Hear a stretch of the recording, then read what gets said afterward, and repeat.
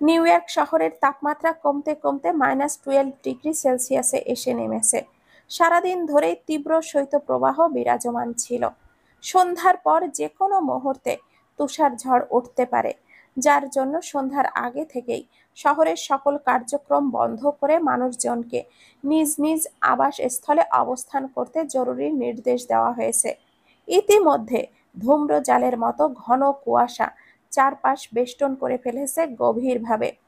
সন্ধ্যা নামার আগে শীতল নিউ ইয়র্ক শহর আবছা অন্ধকারে তলিয়ে যাচ্ছে ধীরে ধীরে। রাস্তার সোডিয়াম লাইটের কড়া হলুদ আলো পর্যন্ত সেই ধোঁয়া কাটিয়ে উঠতে পারছে না। চারপাশে কেমন যেন একটা গা ছমছমে ভাব পরিলক্ষিত। সময় যখন 8টা বেজে 10 মিনিট, তখনই শো শো শব্দে ভারী বাতাস বইতে শুরু করলো। বরফ ঝড় থেকে নিজেদেরকে বাঁচাতে প্রত্যেকেই কঠিনভাবে নিজেদের ঘর বন্দি করে ফেলেছে।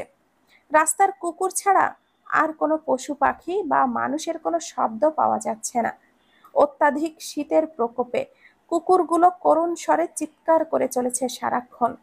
পরিস্থিতি এমন রূপে এসে দাঁড়িয়েছে, কেউ যদি সাহায্যের জন্য বাইরে চিৎকার চেঁচামেচি করে মরেও যায়, তবুও সেটা কারোর কর্ণকুহরে প্রবেশ পর্যন্ত করবে না। প্রায় 200 বছরের পরিত্যক্ত পুরানো একটি প্যালেসের বেসমেন্টে সামান্য আলো দেখা যাচ্ছে। যদিও রাত তেমন গভীর নয়, কিন্তু কুয়াশার গাঢ় চাদরে মনে হচ্ছে গভীর নিশুতি ভুতুড়ে রাত। প্যালেসের বেসমেন্টের ছাদের একটা হুকের সাথে টানানো হয়েছে লাইলনের বিশাল আকার দড়ি। সেই দড়ি দিয়ে দুই পায়ের টাকনো একসাথে করে কষে বেঁধে উপুর করে ঝুলিয়ে রাখা হয়েছে কোনো এক যুবককে। সামান্য আলোতে সেই যুবকের মুখাবয়ব দেখা যাচ্ছে না। যুবকটির সারা শরীর থেকে চুইয়ে চুইয়ে কপাল গড়িয়ে মেঝেতে ঝরে পড়ছে লাল রঙের উষ্ণ তরল। আর সেই তরল হিমায়িত মেঝেতে পড়ার সাথে সাথেই কঠিন বরফে রূপান্তরিত হচ্ছে। হঠাৎই বাইরে শুরু হলো কঠিন তুষার ঝড়। পরিত্যক্ত প্যালেসের ভাঙা জানালা দিয়ে হুড়মুড় করে বরফের স্তূপ প্রবেশ করতে লাগলো, সাথে সাথে রক্ত হিম করা উত্তরীয় হাওয়া। শীতের নিষ্ঠুরতায় ঝুলিয়ে রাখা ব্যক্তিটি কিঞ্চিত নড়ে চড়ে উঠল। তার বিবস্ত্র উলঙ্গ শরীরটি এই তাপমাত্রা সহ্য করতে ব্যর্থ হচ্ছে। মনে হচ্ছে বুকের খাঁচার ভেতর উষ্ণ হৃদযন্ত্রটাও বুঝি জমে যাবার উপক্রম।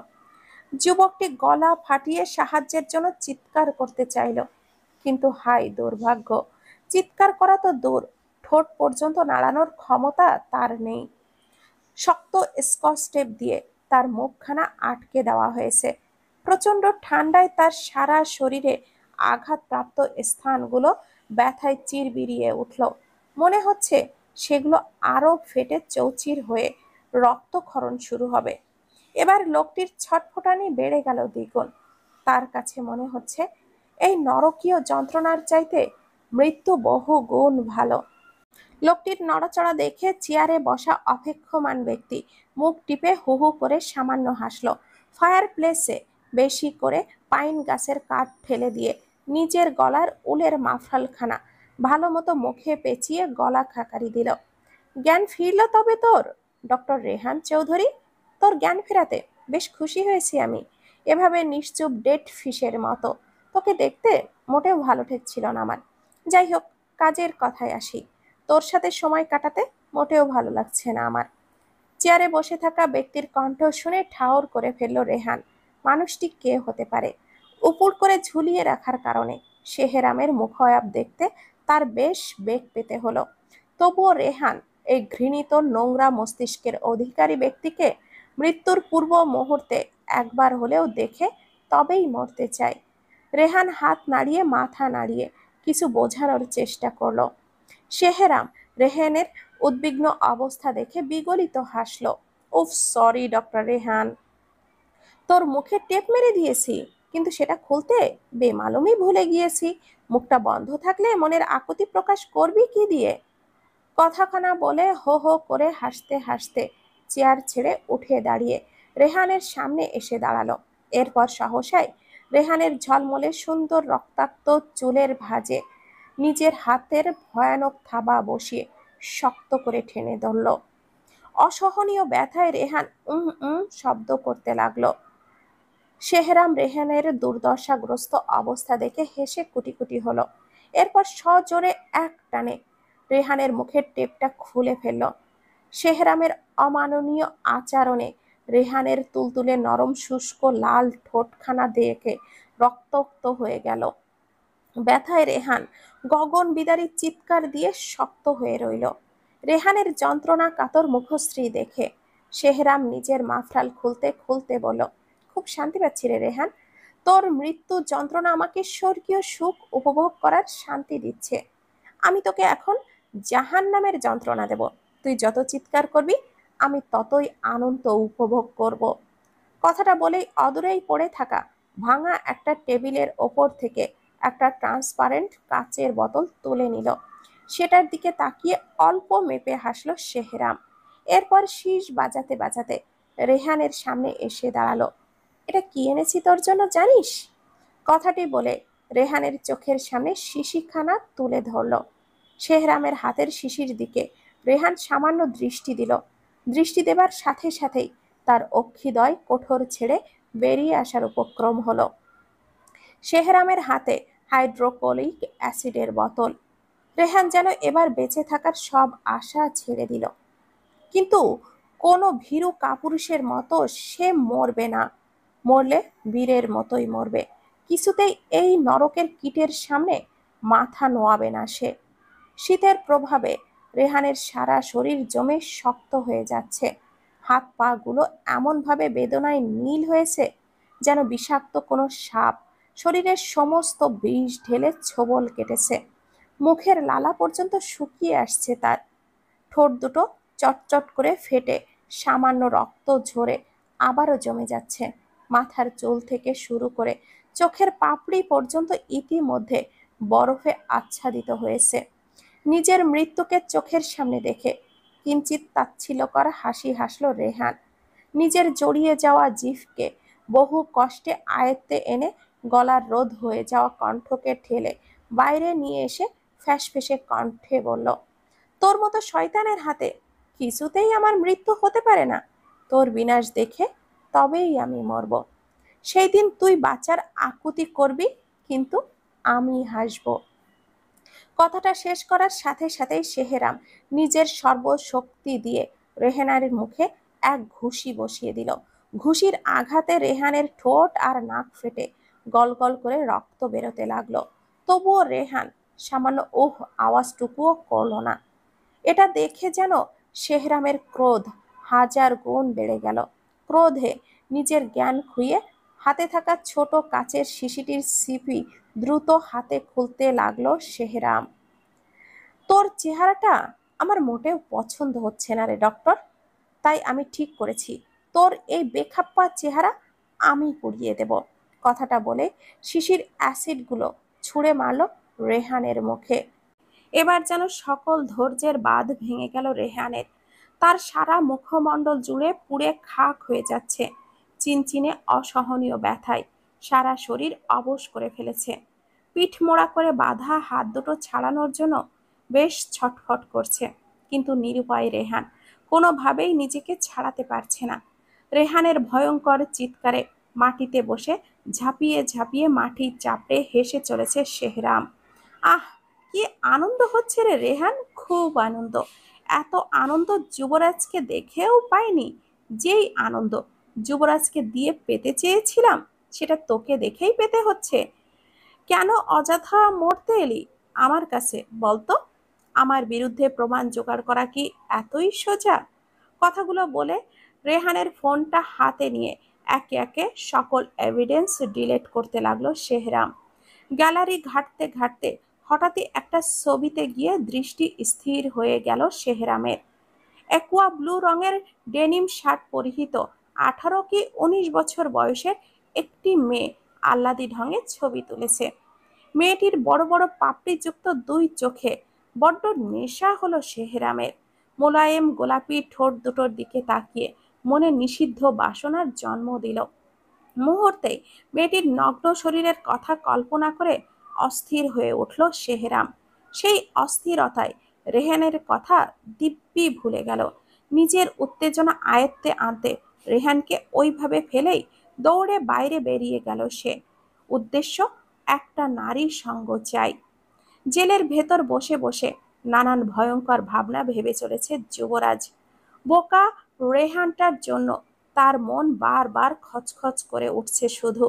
যুবরাজ শতভাগ নিশ্চিত রেহান শেহরামের খপ্পরে পড়েছে, কিন্তু যুবরাজ বেঁচে থাকতে কোনোভাবেই রেহানের ক্ষতি হতে দেবে না।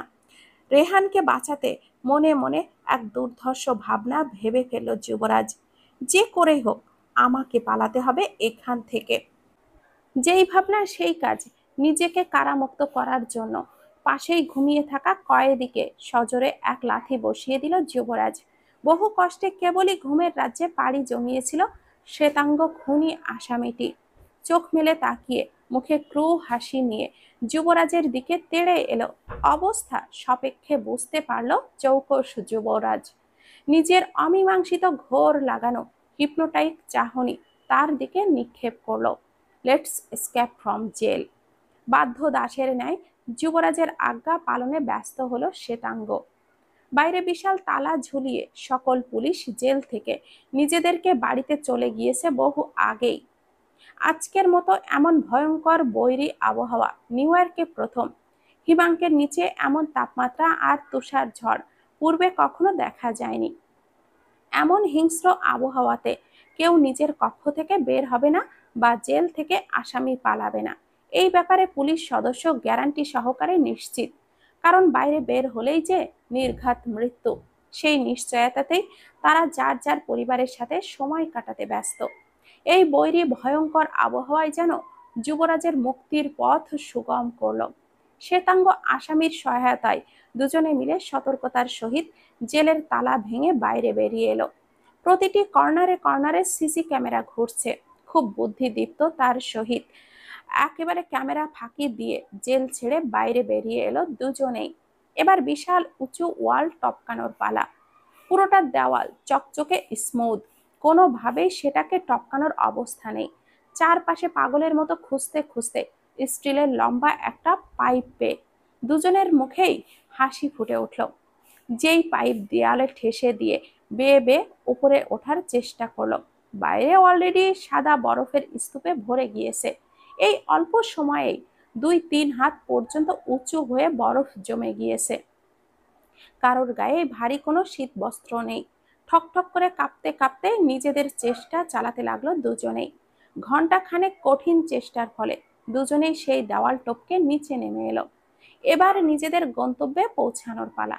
যাবার আগে সেই শ্বেতাঙ্গ যুবকের প্রতি কৃতজ্ঞতা প্রকাশ করে কঠিন হাঁক করে বলে উঠল, you will have me for any need. All of New York knows who I am. পুরো নিউ ইয়র্ক শহর বরফের উঁচু উঁচু স্তূপে ভরে গিয়েছে। সজীব রঙিন শহরে you will have for you will have me for any need. All of New York knows who I am. পুরো নিউ ইয়র্ক শহর বরফের উঁচু উঁচু স্তূপে ভরে গিয়েছে। সজীব রঙিন শহর মুহূর্তের ব্যবধানে থুরথুরে বুড়ির পাকা চুলের ন্যায় সাদায় রূপান্তরিত হয়েছে। গাছের ডালপালা পর্যন্ত বরফে ঢেকে একাকার। মানুষের ঘরের দরজা জানালা বরফের কঠিন আস্তরণে ঢাকা পড়েছে। সিটি কর্পোরেশনের থেকে উদ্যোগ নিয়ে সকালের মধ্যেই সমস্ত বরফ কেটে কেটে পরিষ্কার করা হবে পুরো শহর।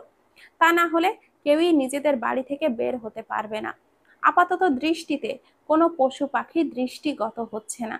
কে জানে, হয়তোবা তাদেরও সলিল সমাধি হয়েছে এই তুষার স্তূপের নিচে। রাস্তার মাইনাস টনের গুলো একেবারে অস্তিত্ব পর্যন্ত বিলীন হয়ে গিয়েছে। দিক নির্ধারণ করাও যেন কঠিন হয়ে দাঁড়িয়েছে। দৃষ্টি যত দূর যাচ্ছে তত দূর পর্যন্ত বরফে থই থই। এমন বিদীর্ণ পরিস্থিতিতে উন্মাদের ন্যায় খালি পায়ে দৌড়ে চলেছে যুবরাজ। গায়ে নেই কোনো ভারী শীত বস্ত্র। কটন কাপড়ের কমলা রঙা কয়েদি পোশাকখানা এই হিম শীতল ঝড়ের শীত নিবারণে চরমভাবে ব্যর্থ হচ্ছে। মাটিতে পা রাখতে গেলেই থরথরে সাজানো একেবারে বরফের স্তূপে হাঁটু পর্যন্ত ডুবে যাচ্ছে। মনে হচ্ছে কোনো অশরীর আত্মা পায়ে শিকল পরিয়ে পাতালে টেনে নিয়ে যেতে চাইছে। ঘন্টা দুয়েক দৌড়ানোর পর অসাড় হয়ে বরফের স্তূপের উপরে শুয়ে পড়ল যুবরাজ। কোথায় আছিস তুই রেহান? কোথায় খুঁজবো আমি তোকে? তুই কি বেঁচে আছিস? আমি কখনোই চাইবো না আমার জন্য তোর কোনো প্রকার ক্ষতি হোক, না হলে আমি কখনোই নিজেকে ক্ষমা করতে পারবো না।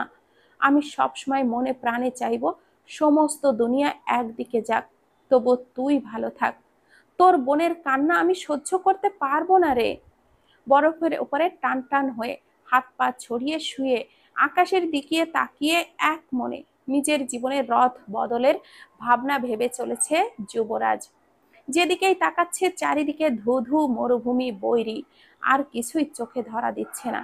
নিজের নির্মম ভাগ্যের ওপরে শ্লেষাত্মক হাসল যুবরাজ। কি থেকে কি হয়ে গেলি যুবরাজ?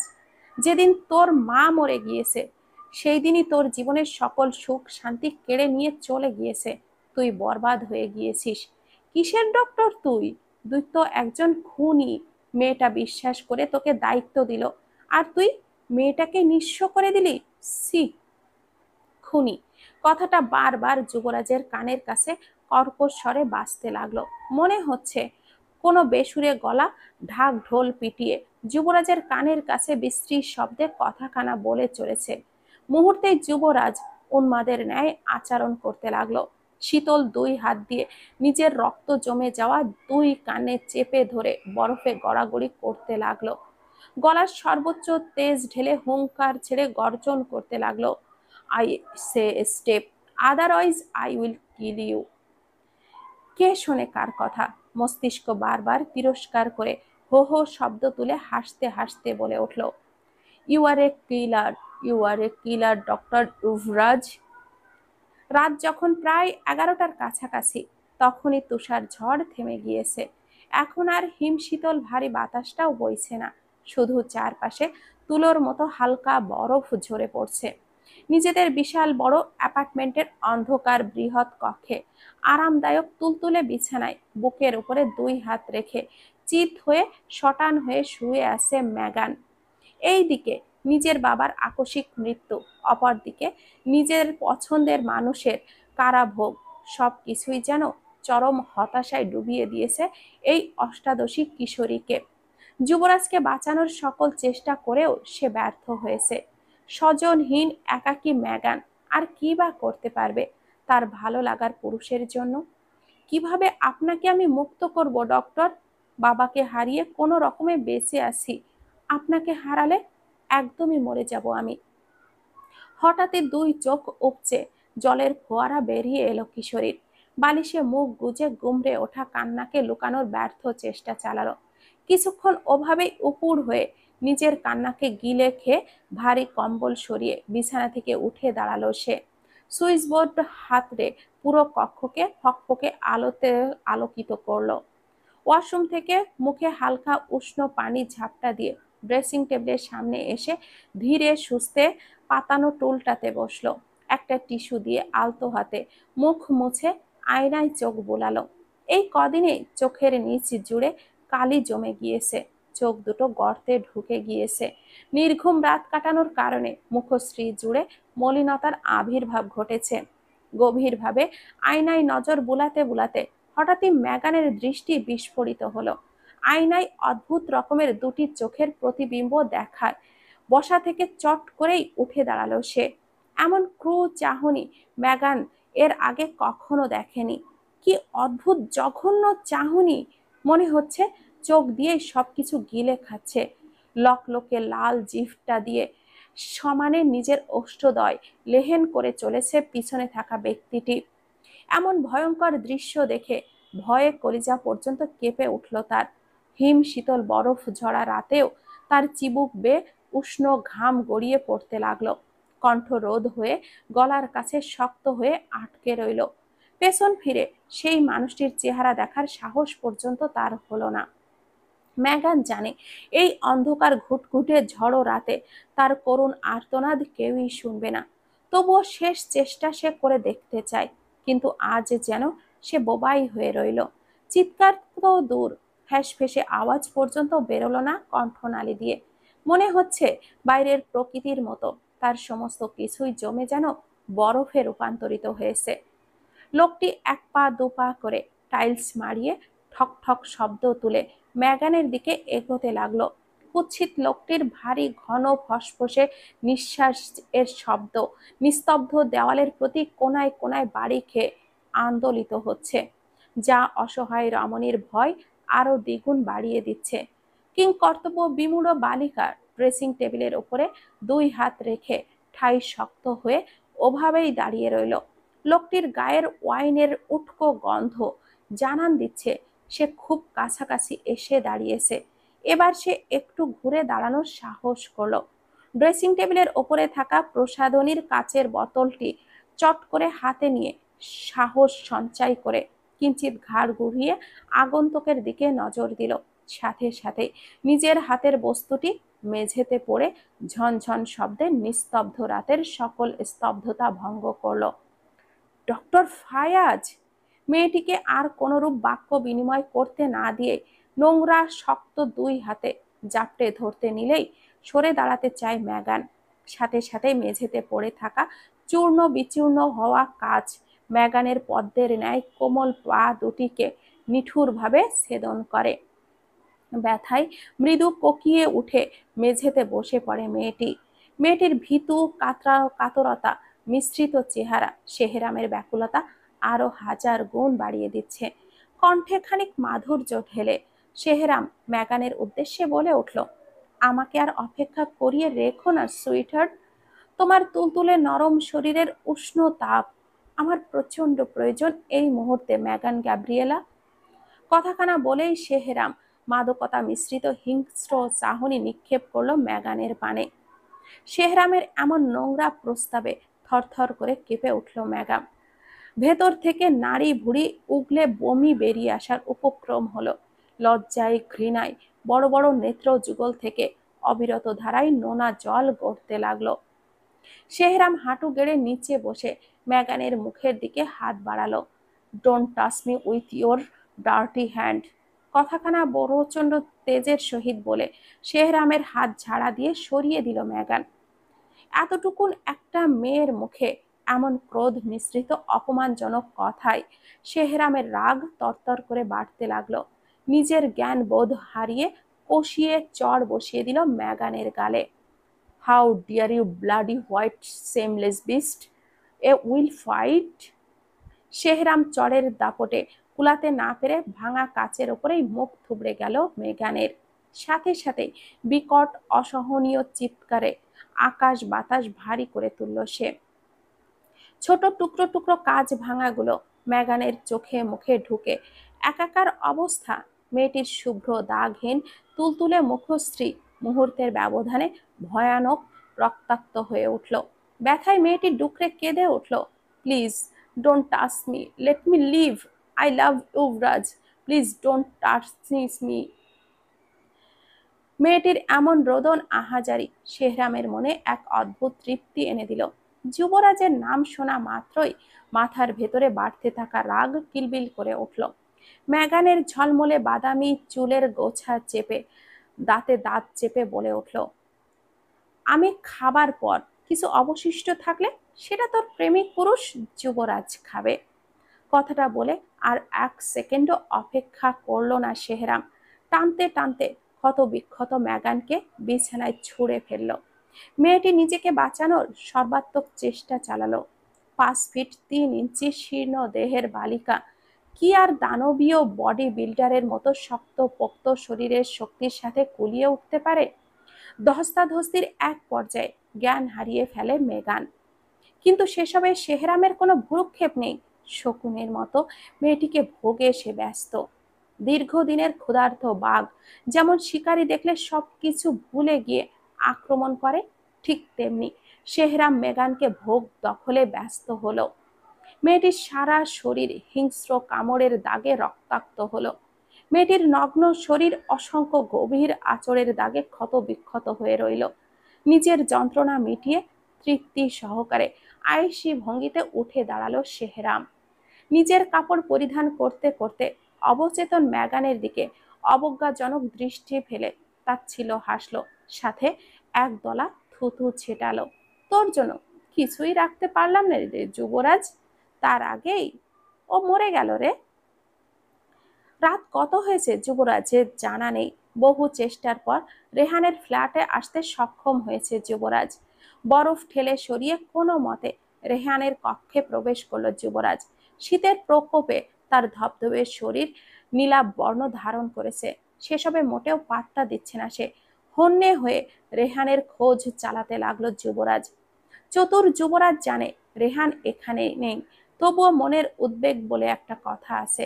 সারা ফ্ল্যাট খুঁজেও রেহানের অস্তিত্ব পাওয়া গেল না কোথাও। রেহানের কক্ষের ফায়ার প্লেসে আগুন জ্বালিয়ে ঘর কিছুটা উষ্ণ করার চেষ্টা চালালো যুবরাজ। এরপর রেহানের গোপন লকারের চাবি খুঁজতে লাগলো ঘরময়। আধা ঘন্টা তল্লাশি চালিয়েও যখন কোনো চাবি পেল না, তখন সেটার তালা ভাঙল যুবরাজ। লকারের এক কোণে কিছু কাগজপত্র, একটা মেয়ের ছবি। মেয়েটি যুবরাজের অন্তরের খুব কাছে বসবাস করে। কিছু সিরিঞ্জ, কাচের শিশি আর একটা চিঠি সমেত জিপিএস ট্র্যাকার। আমি জানি না আদৌ তোর মুক্তি মিলবে কিনা, তবুও তোর জন্য আমার লাস্ট বার্তা। আমি শেহরামের সকল গোপনীয়তা জেনে ফেলেছি। তোকে বরবাদ করতে ও যা খুশি তাই করতে পারে। শেহরাম স্ক্রোফেজিয়া রোগে আক্রান্ত। ও সবসময় আলাদা একটা জগতে থাকতে ভালোবাসে। যত ধরনের হিংস্রতা সহিংসতা রয়েছে সব তার পছন্দ। তোর সাথে ওর ব্যক্তিগত কোনো শত্রুতা নেই। ওর মনের ভ্রমে সে তোর পিছে লেগে আছে, এবং তোর মৃত্যু দিয়েই ওর এই নোংরা খেলা শেষ হবে। যতক্ষণ না তোর মৃত্যু হবে ততক্ষণ শেহরাম তোর আশেপাশের মানুষের ক্ষতি করবে, এমনকি তাদেরকে খুন করতেও সে দুবার ভাববে না। আর একটা কথা, আমার বোনকে দেখে রাখিস। বাবা মাকে আমার মৃত্যুর খবর পাঠিয়ে দিস, কারণ আমি জানি শেহরাম আমাকে মেরে ফেলবে। ডাস্টবিনে ইচ্ছে করেই প্রমাণগুলো শেহরাম রেখেছিল। তুই আমি দুজনেই ওর ট্রাপে কঠিনভাবে পা দিয়ে ফেলেছি। আর হ্যাঁ, একটা জিপিএস ট্র্যাকার রেখে গেলাম। এটা ডিভাইস আমার কাছে এসে যাবে। রেড বাটন টিপলেই আমার লোকেশন তুই পেয়ে যাবি। কেন যেন মনে হচ্ছে তুই জেল থেকে পালাবি, তাই আগেই সব ব্যবস্থা করে গেলাম। যদি আমার বিকৃত লাশটি খুঁজে পাস, প্লিজ ঘৃণা করিস না। ইতি তোর বোকা বন্ধু রেহান। শরতের শেষ রাতে আকাশের শরতের শেষ রাতে আকাশে কৃষ্ণপক্ষের চাঁদ উঠেছে। কাস্তের ন্যায় বাঁকা চাঁদটি ঘুটঘুটে অন্ধকার রাতের শেষ ভাগকে ক্ষীণ আলোয় আলোকিত করার বৃথা চেষ্টা চালাচ্ছে। গুমট প্রকৃতি থমথমে রূপ ধারণ করে মাটির তলের ভ্যাপসা উত্তাপকে সারা ধরণীময় ছড়িয়ে দিতে উগ্র হয়েছে। মাঝে মাঝে মৃদু দক্ষিণা হাওয়া গাছের ফাঁক ফোকর গলিয়ে গায়ে এসে অল্প ছুঁয়ে দিচ্ছে। আর কিছুক্ষণ পরেই রাতের সকল কালিমা দূর করে আলোকিত হবে ভোর। আবার শুরু হবে শুভ বা অশুভ দিনের সূচনা। শহর জুড়ে বিভিন্ন জায়গায় বিভিন্ন সময়ে খুবই নির্মম নিঠুরভাবে নানান বয়সের মানুষ খুন হচ্ছে। পুলিশ, আর্মি, গোয়েন্দা, পুলিশের স্পেশাল ফোর্স কেউই কোনোভাবেই সেই সিরিয়াল কিলারের হদিশ পাচ্ছে না। ডিপার্টমেন্ট জুড়ে অস্থিরতা বিরাজমান। রুক্ষ বেঞ্জির আশফি এ পর্যন্ত মাথা ঠান্ডা রেখে ভাঙা হাত সমেত বাকি অফিসারদের নিয়ে ব্রিফ মিটিংয়ে কেস সলভ করতে দিক নির্দেশনা দিয়েই চলেছেন সমানে। তবুও যেন কিছুতেই কিচ্ছু হচ্ছে না। দিনে রাতে মিলিয়ে 22.5 ঘন্টার ডিউটি সেরে রাজ্য সবে বাসায় ফিরেছে। এদিকে ডিউটির চাপ, অন্যদিকে শেহরাম নামক মানুষটার অতিরঞ্জিত বাড়াবাড়ি, কোনোটাই তার ভালো ঠেকছে না। সারাদিনের কর্মব্যস্ততার মধ্যেও যুবরাজের চিন্তা বারবার হানা দিচ্ছে বেহায়া মস্তিষ্কে। এই অদ্ভুত পুরুষটি তাকে বেশ বেকুব করে ফেলেছে এই কয়দিনে, এটা রাজ্য খুব ভালো করেই বুঝতে পেরেছে। তার জন্যই তো চিপের চোখ ফাঁকি দিয়ে একবার হলেও গুলশান সোসাইটির সেই অ্যাপার্টমেন্টের কাছে বেশ কয়েকবার ঢু মেরে এসেছে সে। কিন্তু আফসোসের বিষয়, এই এক সপ্তাহে একদিনও যুবরাজের দেখা পায়নি সে। কিন্তু আশ্চর্যের বিষয়, শেহরামকে বেশ কয়েকবার ওই এলাকায় সন্দেহজনকভাবে ঘোরাঘুরি করতে দেখা গিয়েছে। আনমনে নিজের ইউনিফর্মের বাটনটা খুলে চলেছে রাজ্য। শেহরাম ওই এলাকায় এভাবে চোরের মতো কেন ঘুরছে? লোকটাকে মোটেও সুবিধার লাগছে না। তার আচরণগুলো একেবারে অদ্ভুত। একবার তাকে ফলো করব নাকি? শার্টটা খুলে হ্যাঙ্গারে ঝুলাতেই হঠাৎই বেলকুনির থাই গ্লাসের দিকে নজর যায় রাজ্যের। লম্বা চওড়া এক বিশাল আকার মানবের কালো ছায়া সেখানে স্পষ্ট। সারা রাতের ডিউটির পর যেখানে একটু আরামের ঘুমের প্রয়োজন, সেই সময়ে এমন আগন্তুকের আবির্ভাব মোটেও ভালো ঠেকল না রাজ্যের কাছে। লোকটির অস্তিত্ব তার মস্তিষ্কে ক্রোধের বৈদ্যুতিক তরঙ্গ সৃষ্টি করলো। তুই যেই হোস, তোকে আমি দেখে ছাড়বো। রাগে ফোঁসফোঁস করতে করতে কোমরে গুজে রাখা রিভলভারটা হাতে নিয়ে ধপাধপ পা ফেলে বেলকুনির দিকে অগ্রসর হলো রাজ্য। কয়েক কদম যেতেই মৃদু বাতাসের ঝাপটায় অতি পরিচিত পুরুষালীর সুবাসে ভুরভুর করে নাসান্দ্রে বাড়ি খেলো। হাত থেকে রিভলভারটি আপনা আপনি পড়ে গিয়ে টাইলসের মেঝেতে কর্কশ শব্দ তুলল। এমন শব্দেও ওপাশের মানবের অবস্থার কোনো পরিবর্তন ঘটল না। নিজের হাত দুটো শক্ত করে মুষ্টি পাকিয়ে স্ট্যাচু হয়ে দাঁড়িয়ে রইল রাজ্য। না চাইতেও বুকের খাঁচা ঠেলে কান্নার হিড়িক আসছে তার। এই অসভ্য পুরুষের জন্য হঠাৎ এমন অহেতুক কান্নার মানে খুঁজে পাচ্ছে না রাজ্য। এই নিঠুর পুরুষ যদি জানে এই মানবীয় অশ্রু একেবারে তার জন্য ঝড় তুলেছে, তবে সে কি অনুতপ্ত হবে নাকি হাসি ঠাট্টা করে উড়িয়ে দিবে? আমি তো তাকে এখনো ভালো করে চিনতেই পারলাম না, আর না পারলাম তার মনের পাজেল সলভ করতে। ধীরে ধীরে ঠকঠক শব্দ তুলে বেলকুনি থেকে রাজ্যের কক্ষের দিকে এগিয়ে এলো যুবক। নিজের উপচে পড়া ওঠা অশ্রুকে কঠিনভাবে ঠেকাতে চোখটা বন্ধ করে মাথা নিচু করে ফেললো রাজ্য। নিজেকে কোনোভাবেই আর ধরে রাখতে পারছে না সে। একা একা ভালোবেসে কাছে পাবার বাসনা বুঝি এতটাই যন্ত্রণাদায়ক? রাজ্যের চোখ থেকে মোটা মোটা ভারী অশ্রুদানা খসে মেঝেতে বিলীন হয়ে যাচ্ছে সমানে। সামনে দাঁড়িয়ে দাঁড়িয়ে সেই নোনা জলের ঢেউ উপভোগ করছে যুবকটি। লজ্জায় কষ্টে থরথর করে কেঁপে উঠতেই সামনে দাঁড়ানো কঠিন হৃদয়ের সুপুরুষটি শার্টের কলারটা খামচে ধরে বুকে মাথা ঠেকে ফুপিয়ে কেঁদে চলল রাজ্য। আপনি খুব খারাপ যুবরাজের সাহেব, আপনি জঘন্য। আমাকে ভালোবাসতে বাধ্য করে ঠিকই দূরে সরে গেলেন আপনি। একবার আমার খোঁজটাও নিলেন না। রাজ্যের এমন অসহায় আহাজারির কান্নায় চোখটা জ্বালা শুরু করলো যুবরাজের। নিজের ভেতরের অসহ্য যন্ত্রণা গিলে খাবার বৃথা চেষ্টায় তার অ্যাডামস আপেল পর্যন্ত বিষিয়ে উঠল। নিজের শক্ত খোলস থেকে বেরিয়ে পেশিবহুল বৃহৎ শক্ত দুটো হাতের বেষ্টনীতে রাজ্যকে আবদ্ধ করে ধরে আসা গলায় নিজের অপরাধ স্বীকার করলো Yuvraj. I am sorry, I am really sorry my rival, please leave. আমার নিজেকে আয়ত্তে আনতে গিয়েই তোমাকে কষ্ট দিতে ফেলেছি, তো আমাকে শাস্তি দাও। যুবরাজের মুখের শাস্তির কথা শুনে কলার ছেড়ে যুবরাজের মায়াবী মুখের দিকে তাকালো রাজ্য। অন্ধকার কক্ষে চাঁদের মৃদু আলোয় তার ছলছল চোখ স্পষ্ট। যুবরাজকে দুই হাতে শক্ত করে জড়িয়ে পুনরায় যুবরাজের বুকে মাথা ছোঁয়ালো রাজ্য। রাজ্যের মাথায় গাঢ় চুম্বন একে খোলা জানালা ভেদ করে দূর আকাশের বাঁকা চাঁদের দিকে দৃষ্টি পাতল যুবরাজ। তুমি আমাকে ভালোবেসে ভুল করেছো রাজ্য। আমাকে ভালোবাসলে বেঁচে থেকেই মৃত্যু যন্ত্রণা পাবে তুমি। আমি কখনোই চাইবো না তোমার ভাইয়ের সাথে যেই ঘটনাটা ঘটেছে তার দ্বিতীয়বার পুনরাবৃত্তি হোক। এই জন্য আমাকে মরতে হলে তাতেই আমি রাজি আছি। মনে মনে কথাগুলো বলে নিজের থেকে সরিয়ে রাজ্যের দুই বাহু ধরে সামনে দাঁড় করালো যুবরাজ। নিজের সকল দরদ লুকিয়ে রাজ্যকে স্বাভাবিক করতে দুষ্টু চোখে এক ভুরু উঁচিয়ে রসিকতা মিশ্রিত কণ্ঠে বলে উঠল, তুমি কি আমাকে সিডিউস করার ধান্দা করছো না? আমি কিন্তু এমনি এক কাঠি উপরে। আমাকে এভাবে আকর্ষণীয় রূপিয়ে সিডিউস করার কোনো প্রয়োজন নেই। দেব নাকি একচোট ভালোবাসা? যুবরাজের এমন ঠোঁটকাটা কথায় লজ্জায় দুই কান ঝাঝা করে উঠল রাজ্যের। নিজের দিকে তাকিয়ে নিজেই চাপা আর্তনাদ করে দুই হাত ক্রোশ করে বুকে চেপে ধরল। চিকন ফিতার সাদা রঙের ওয়েস্ট ভেদ করে শরীরের নিষিদ্ধ জিনিসের শেপ দৃষ্টিগত। হ্যাঙ্গারে ঝোলানো শার্টের দিকে অসহায় ভঙ্গিতে তাকিয়ে দুই ঠোঁট চেপে ঠায় দাঁড়িয়ে রইল রাজ্য। আপনি আসলেই একটা অসভ্য। আপনি ভূতের মতো ওখানে কোন দুঃখে দাঁড়িয়েছিলেন? তাই বলে ভূতের সামনে তুমি শার্ট খুলে চলে যাবে? ইচ্ছে করে গিয়েছি নাকি? তাহলে কিভাবে গিয়েছো? আরে, আমি ভেবেছি কোনো কিলার, এই জন্য। ও, এই জন্য কিলারকে কিল করতে তুমি শার্ট খুলে ফেলবে? রাজ্য মৃদু চিৎকার করে বলে উঠল, আমি ড্রেস চেঞ্জ করতে আপনাকেই দেখেছি। ও, আমার জন্য শার্ট খুলছো?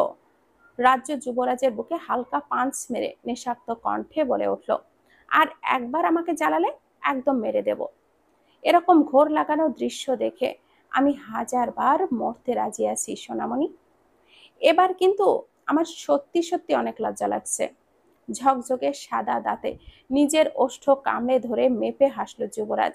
এরপর ঘোর লাগানো কণ্ঠে বলে উঠল, এভাবে লজ্জার কি আছে বেইব? হাত দুটো ছাড়ো তো, আর কিছু দেখা যাচ্ছে না। হতেই এতেই এত লজ? আমি নিজে থেকে যা যা দেখেছি সেটা জানলে তো তুমি এক্ষুনি মরে যাবে। কি দেখেছেন আপনি? অবাক স্বরে নেত্র বিস্ফোরিত করে শুধালো রাজ্য। একটা চেয়ার টেনে বসে রাজ্যকে হাতে ধরে টেনে কোলে বসিয়ে তার গলার ভাঁজে মুখ ডুবিয়ে মাদকতা মিশ্রিত কণ্ঠে যুবরাজ বলে উঠল, সব। রাজ্যের উষ্ণ স্পর্শে কেঁপে উঠে যুবরাজের ঘাড়ে চুল টেনে ধরল রাজ্য। শিহরণ জাগানো এই স্পর্শ তার সহ্যের বাহিরে। মনে হচ্ছে এমন স্পর্শ সে আগেও পেয়েছে। এই স্পর্শ আমার খুব চেনা যুবরাজ সাহিব, আমি দিয়েছি তাই। নেশাক্ত কণ্ঠে সহজে স্বীকারোক্তি যুবরাজের। কবে? অবাক মিশ্রিত কণ্ঠে জানতে চায় রাজ্য। দ্বিধাহীন উত্তর দেয় যুবরাজ, প্রতিদিন। যুবরাজের কোল থেকে চট করে উঠে দাঁড়ালো রাজ্য। চারপাশে ইতিমধ্যে ভোরের আলো ফুটতে শুরু করেছে। অল্প কিছুক্ষণের মধ্যে সূর্যটা লাল আভা ছড়াবে।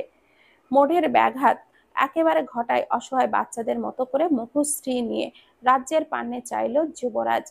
তার ইনোসেন্ট চেহারাটা দেখে মনে হচ্ছে কেউ তাকে চকলেটের লোভ দেখিয়ে সামনে থেকে কেড়ে নিয়েছে। কি হয়েছে সোনা, উঠে গেলে কেন?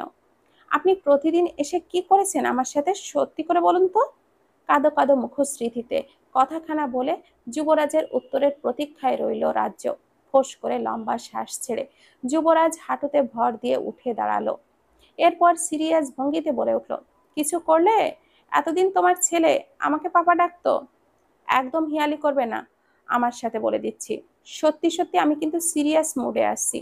দুপা এগিয়ে রাজ্যের এলোমেলো হওয়া চুলগুলো কানের পিঠে গুজে দিয়ে যুবরাজ আদুরে কণ্ঠে বলে উঠল, আরে পাগল, কিছুই করিনি, শুধু চুমু খেয়ে জড়িয়ে ধরেছি।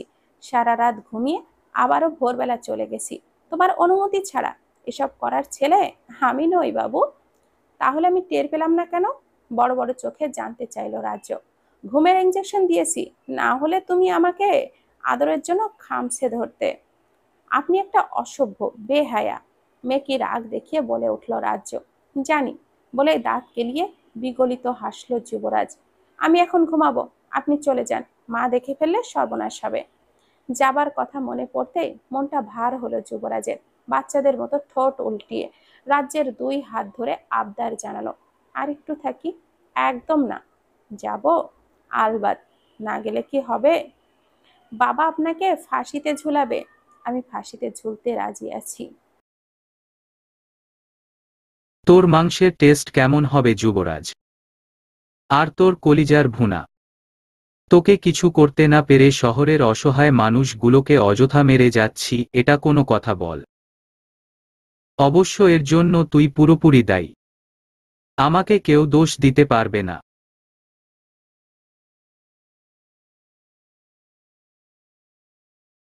তোর মাংসের টেস্ট কেমন হবে যুবরাজ? আর তোর কলিজার ভুনা? তোকে কিছু করতে না পেরে শহরের অসহায় মানুষগুলোকে অযথা মেরে যাচ্ছি, এটা কোনো কথা বল? অবশ্য এর জন্য তুই পুরোপুরি দায়ী।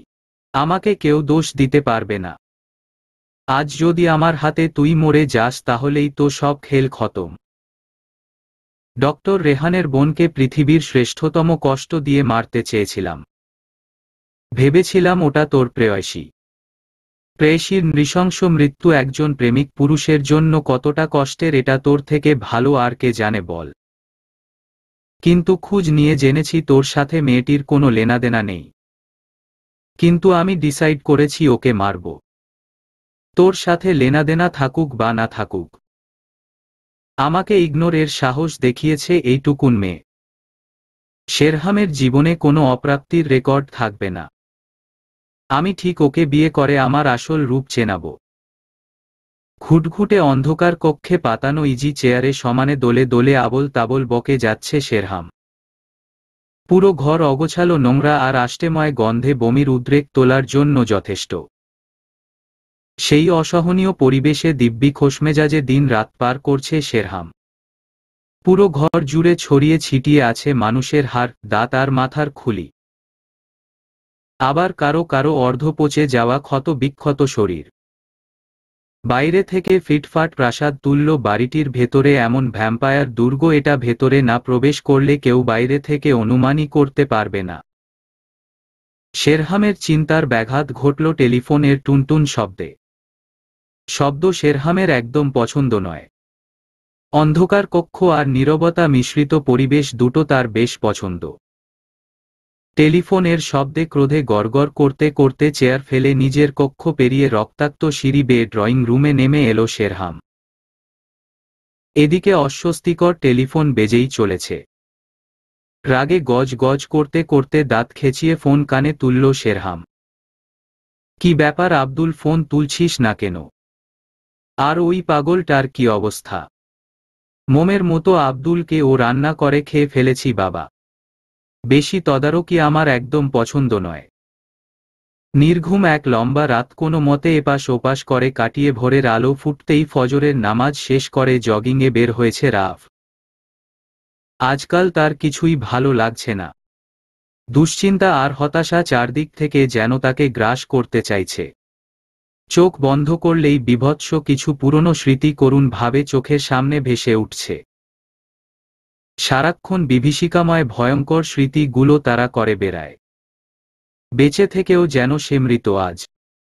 নির্জন পার্কটাতে একের পর এক চক্কর কেটে যাচ্ছে রাফ।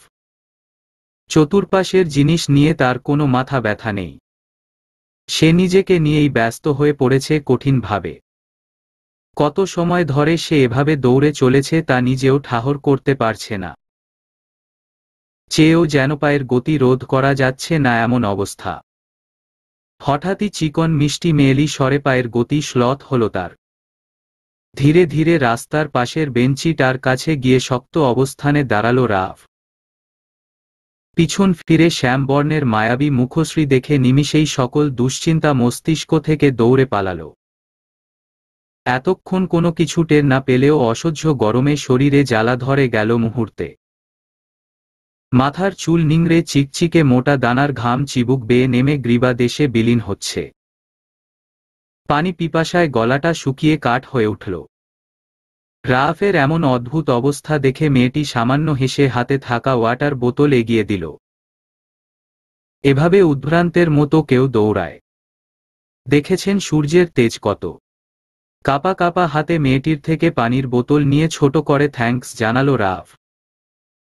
এরপর আশেপাশে চোখ বুলিয়ে দেখল সকাল বেলা যারা জগিংয়ে এসেছিল তাদের কেউ নেই এখন আর। হাতের স্মার্ট ওয়াচের দিকে তাকাতেই চোখ ছানাবড়া হল।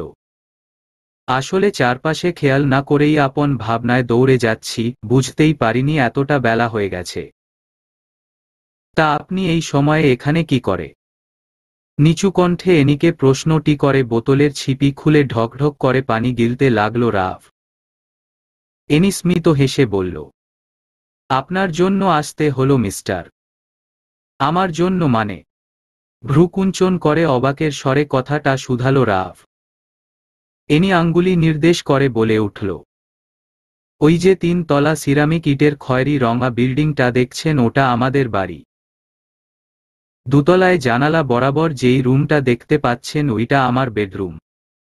যখন আমি ডিউটি থেকে ফিরেছি তখন থেকে আপনাকে ফলো করে যাচ্ছি। 3 ঘন্টা ধরে আপনি বিরামহীন হেঁটে চলেছেন। এনির কথায় সামান্য লজ্জিত হল রাফ।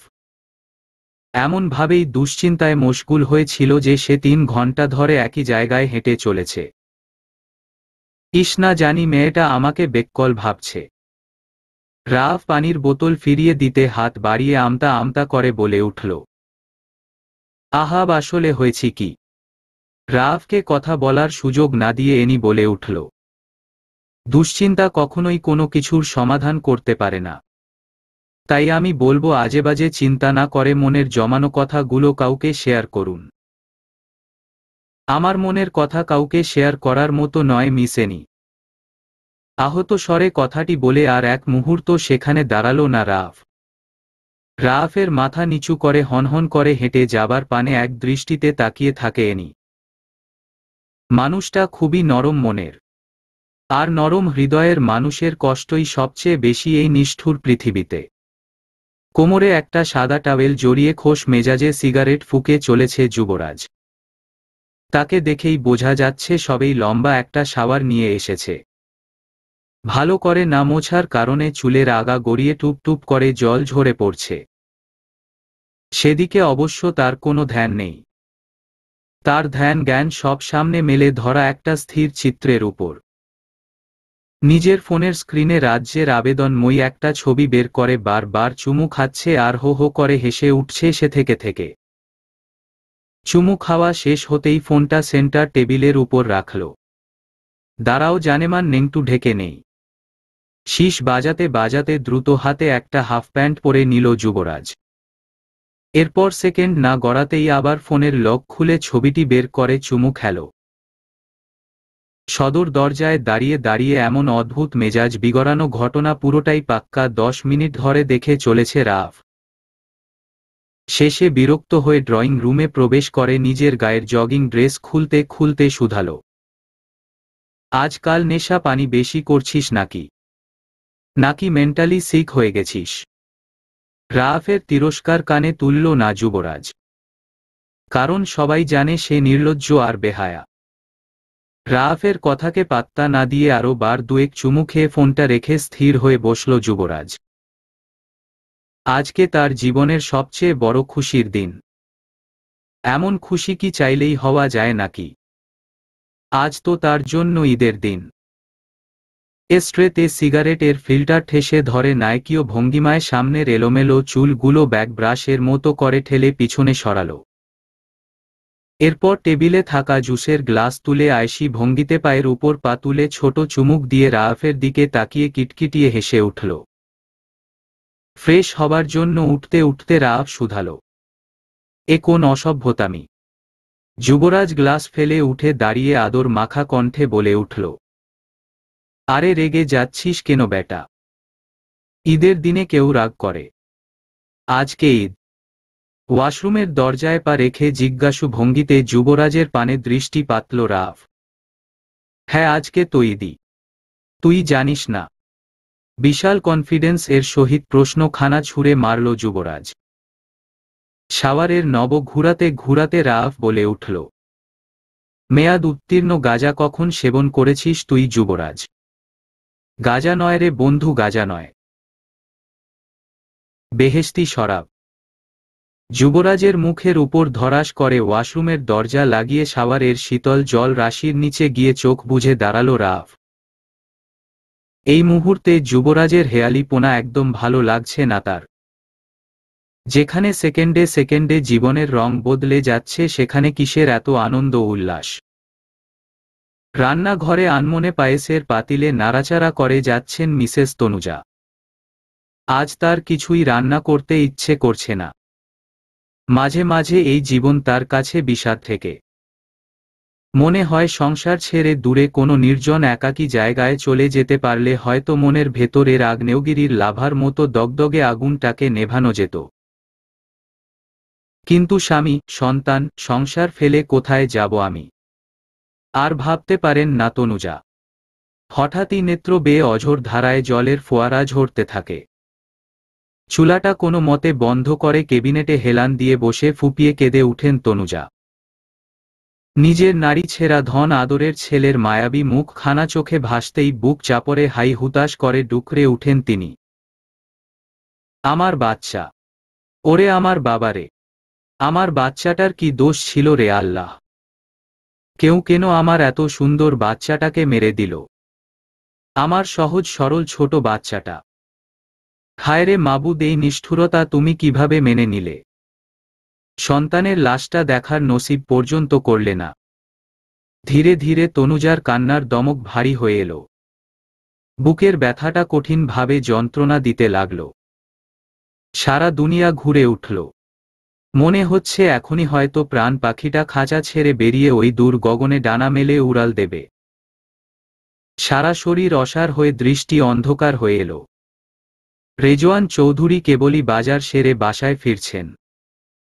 দরজার সামনে দাঁড়িয়ে বারবার কলিং বেল টিপে যাচ্ছেন, কিন্তু কেউ দরজা খুলছেন না। এবার ভদ্রলোক বেশ চিন্তিত হলেন। নিশ্চয়ই তনুজা ঘরের এক কোণে বসে কাঁদছে। ছেলেটার জন্মদিন এলেই তনুজা এমন করে। এসব দেখার জন্য আর কতকাল বাঁচিয়ে রাখবে খোদা। এদিকে বারবার কলিং বেলের শব্দে ঘুমের ব্যাঘাত ঘটে রাজ্যের। সামান্য জাগ্রত হয়ে ভাবতে লাগে, কেউ দরজা খুলছে না কেন?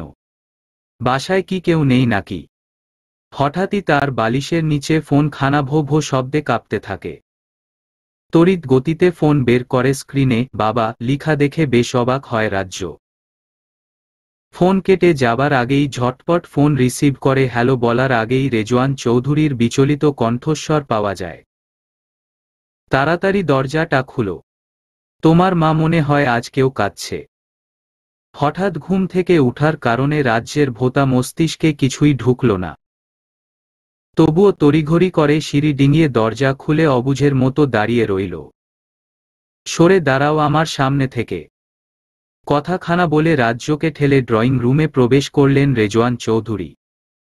এরপর চিন্তিত স্বরে ডেকে উঠলেন, তনুজা। বেশ কয়েকবার ডেকেও তনুজার হদিস পাওয়া গেল না। পায়েসের গন্ধে পুরো লিভিং রুম মম করছে। গন্ধেই বলে দিচ্ছে কেবল রান্নাটা হয়েছে। চৌকস রাজ্য দৌড়ে কিচেনে ঢুকে চারপাশে চোখ বুলাতেই দেখতে পায় কেবিনেটে হেলান দিয়ে চোখ বুজে পড়ে আছেন তিনি। সাথে সাথেই রাজ্য চিৎকার করে উঠে, মা! যুবরাজকে সাথে নিয়ে আজকে রাফের হসপিটালের যাবার কথা মানথলি চেকআপের জন্য। কিছুদিন ধরেই হুটহাট কাশি হচ্ছে, সাথে বুকে ব্যথা। লাংসের চেকআপ করাটা বেশ জরুরি। যুবরাজ আগেভাগে তৈরি হয়ে রাফকে তাগাদা দিল, তাড়াতাড়ি কর, ওই রাস্তাটায় একটু বেলা হলেই জ্যাম লেগে যায়। গরম আমার একদম সহ্য হয় না, এটা তুই ভালো করেই জানিস। কথাগুলো বলে যুবরাজ চলে যেতেই দ্রুত হাতে নিজের কাপড় চোপড় পাল্টে নিল রাফ। আজকে সকাল থেকেই তার অদ্ভুত অনুভূতি হচ্ছে। বেহুদা ভয় মনে বাসা বেঁধেছে। হৃৎপিণ্ডটা ধরাস ধরাস করে লাফিয়ে চলেছে সারাটাক্ষণ। কিছুক্ষণ পরেই কোনো রকম তৈরি হয়ে পার্কিং লটে যাবার উদ্দেশ্যে ঘর ছেড়ে বাইরে বেরুতে নিলেই আচমকা ফুলের টবের হোঁচট খেয়ে নখ উল্টে ফেলল রাফ। কাঁচা নখ ভেঙে তরতাজা লাল রক্ত বেরিয়ে এলো। ব্যথায় চোখ মুখ কুঁচকে মেঝেতে বসে পড়ল সে। অজানা আতঙ্কে না চাইতেও চোখ থেকে তসতসে অশ্রু দানা ঝরে পড়ল পায়ের উপর। গাড়ির স্টিয়ারিং এর উপর হাত রেখে উপুর হয়ে চোখ বন্ধ করে বসে আছে যুবরাজ। 15 মিনিট ধরে জমের মধ্যে পড়ে আছে তারা। আর সূর্যের ভালোবাসা দেখলে তো খুশিতে মরে যেতে ইচ্ছে করছে। নিজের সবটুকু উত্তাপ সযত্নে বিলিয়ে দিয়েছে ধরনীর মানুষের জন্য। যুবরাজের পাশে বসে চারপাশে অস্থির দৃষ্টি বুলাচ্ছে রাফ। গরমে আর এসির গন্ধে তার পেট গুলিয়ে উঠছে বারবার। হঠাৎই পাশের কালো রঙের একটা প্রাইভেট কারে রাজ্যকে অসহায় ভঙ্গিতে বসে থাকতে দেখে বেশ অবাক হল রাফ। যুবরাজকে কিছু বলতে যাবে অমনি জ্যাম ছুটে গেল। জ্যাম ছুটাতে আরও উদ্বিগ্নতা বাড়ল রাফের। কালো রঙের ল্যান্ড ক্রুইজারটাকে ফলো কর, কথাটা বলেই নিজের কপালের দুই পাশে আঙ্গুল দিয়ে সমানে স্লাইড করতে লাগল রাফ। গাড়ি ফলো করতে যাব কোন দুঃখে? যাচ্ছি তোর চেকআপ করাতে। ভাবলেশহীনভাবে কথাটা বলে ড্রাইভিংয়ে মনোযোগ দিল যুবরাজ। গাড়িতে রাজ্যকে বিচলিত লাগল। কোথায় যাচ্ছে দেখা দরকার। আমার বউকে দেখেছিস, আগে বলবি না? স্কেলেটরে পা চেপে হুড়হুড় করে স্পিড বাড়ালো যুবরাজ। সকল গাড়ি ছাড়িয়ে কালো রঙের গাড়িটির পিছনে পিছনে ছুটতে লাগলো ফুল স্পিডে। মিনিট 10 পরেই স্কয়ার হসপিটালের গেটের সামনে এসে থমকে দাঁড়ালো যুবরাজের গাড়ি। যুবরাজকে কিছু বলার সুযোগ না দিয়েই দ্রুত গাড়ি থেকে নেমে হসপিটালের ভেতর দৌড়ে ছুটে চলল রাফ। ওয়ার্ড বয় এর সহায়তায় গাড়ি থেকে নামিয়ে স্ট্রেচারে তোলা হচ্ছে তনুজা চৌধুরীকে। হঠাৎই সেখানে উদ্ভ্রান্তের মতো উপস্থিত হয় রাফ। সকল দ্বিধাদ্বন্দ্ব ভুলে প্রশ্ন করে বসে, উনার কি হয়েছে? অপরিচিত আগন্তুকের মাঝে পরিচিত কণ্ঠস্বর শুনে কেঁপে উঠেন বৃদ্ধ রেজওয়ান চৌধুরী। নিজের মাকে কোনো মতে স্ট্রেচারে তুলে দিয়ে রাফের দিকে গভীর অসহায় নেত্রে অপলক তাকিয়ে রয় রাজ্য। রাফের দিকে বিস্ময়ের ভাবে অশ্রুসিক্ত নয়নে পলকহীন তাকিয়ে আছে রাজ্য। এই অপরিচিত ব্যক্তির কণ্ঠস্বর হুবহু তার দাদা ভাইয়ের মতো। শুধু তাই নয়, শরীরের গড়ন থেকে শুরু করে উচ্চতা পর্যন্ত কাটকাট। তাহলে চেহারাটা কেন আলাদা? নিজেকে আর আটকে রাখতে পারল না রাজ্য। আহত কণ্ঠে রাফের উদ্দেশ্যে বলে উঠল, আমি কি আপনাকে একবার দাদা ভাই বলে ডাকতে পারি? এই প্রশ্নের জবাব কি দেবে রাফ মাথা নিচু করে ভাবতে লাগল। তার দুই চোখ জলে ছলছল। জোর করে অশ্রুকণাদের আটকে রাখার কারণে চোখ দুটো লাল টকটকে হয়ে উঠেছে। রাফের উত্তরের আশা না করেই রাজ্য সিক্ত কণ্ঠে ডেকে উঠল, দাদা ভাই। রাজ্যের করুণ স্বরের দাদা ভাই কথাটা রাফকে পুরোটাই নাড়িয়ে দিল ভেতর থেকে।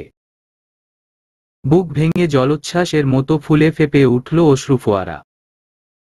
সেটাকে কঠিনভাবে নিপীড়ন রোধ করে শক্ত চোখে রাজ্যের পানে দৃষ্টি দিল রাফ। নিজের চোখের গড়িয়ে পড়া জল দুই হাতের উল্টো পিঠে দ্রুত মুছে নিজেকে কিছুটা ধাতস্থ করার চেষ্টা করল রাজ্য। সরি, আসলে আপনাকে দেখে আমি বেশি আবেগী হয়ে পড়েছি। কিছু মনে করবেন না প্লিজ। রাফ কোনো প্রত্যুত্তর না করে আহত দৃষ্টিতে শুধু রাজ্যের ছলছল চোখের দিকে তাকিয়ে রাজ্যের অবলীলায় বলা কথাগুলো শুনে যাচ্ছে। এই মেয়েটিকে এমন বিধ্বস্ত অবস্থায় দেখতে তার মোটেও ভালো লাগছে। সবকিছু সহ্যের বাইরে লাগছে। দম বন্ধকর পরিস্থিতিতে রাফ হাঁসফাঁস করতে লাগল। হসপিটালের ভেতরে কি হচ্ছে একবার জানা দরকার। হঠাৎই হসপিটালে আসার মতো কি এমন ঘটল?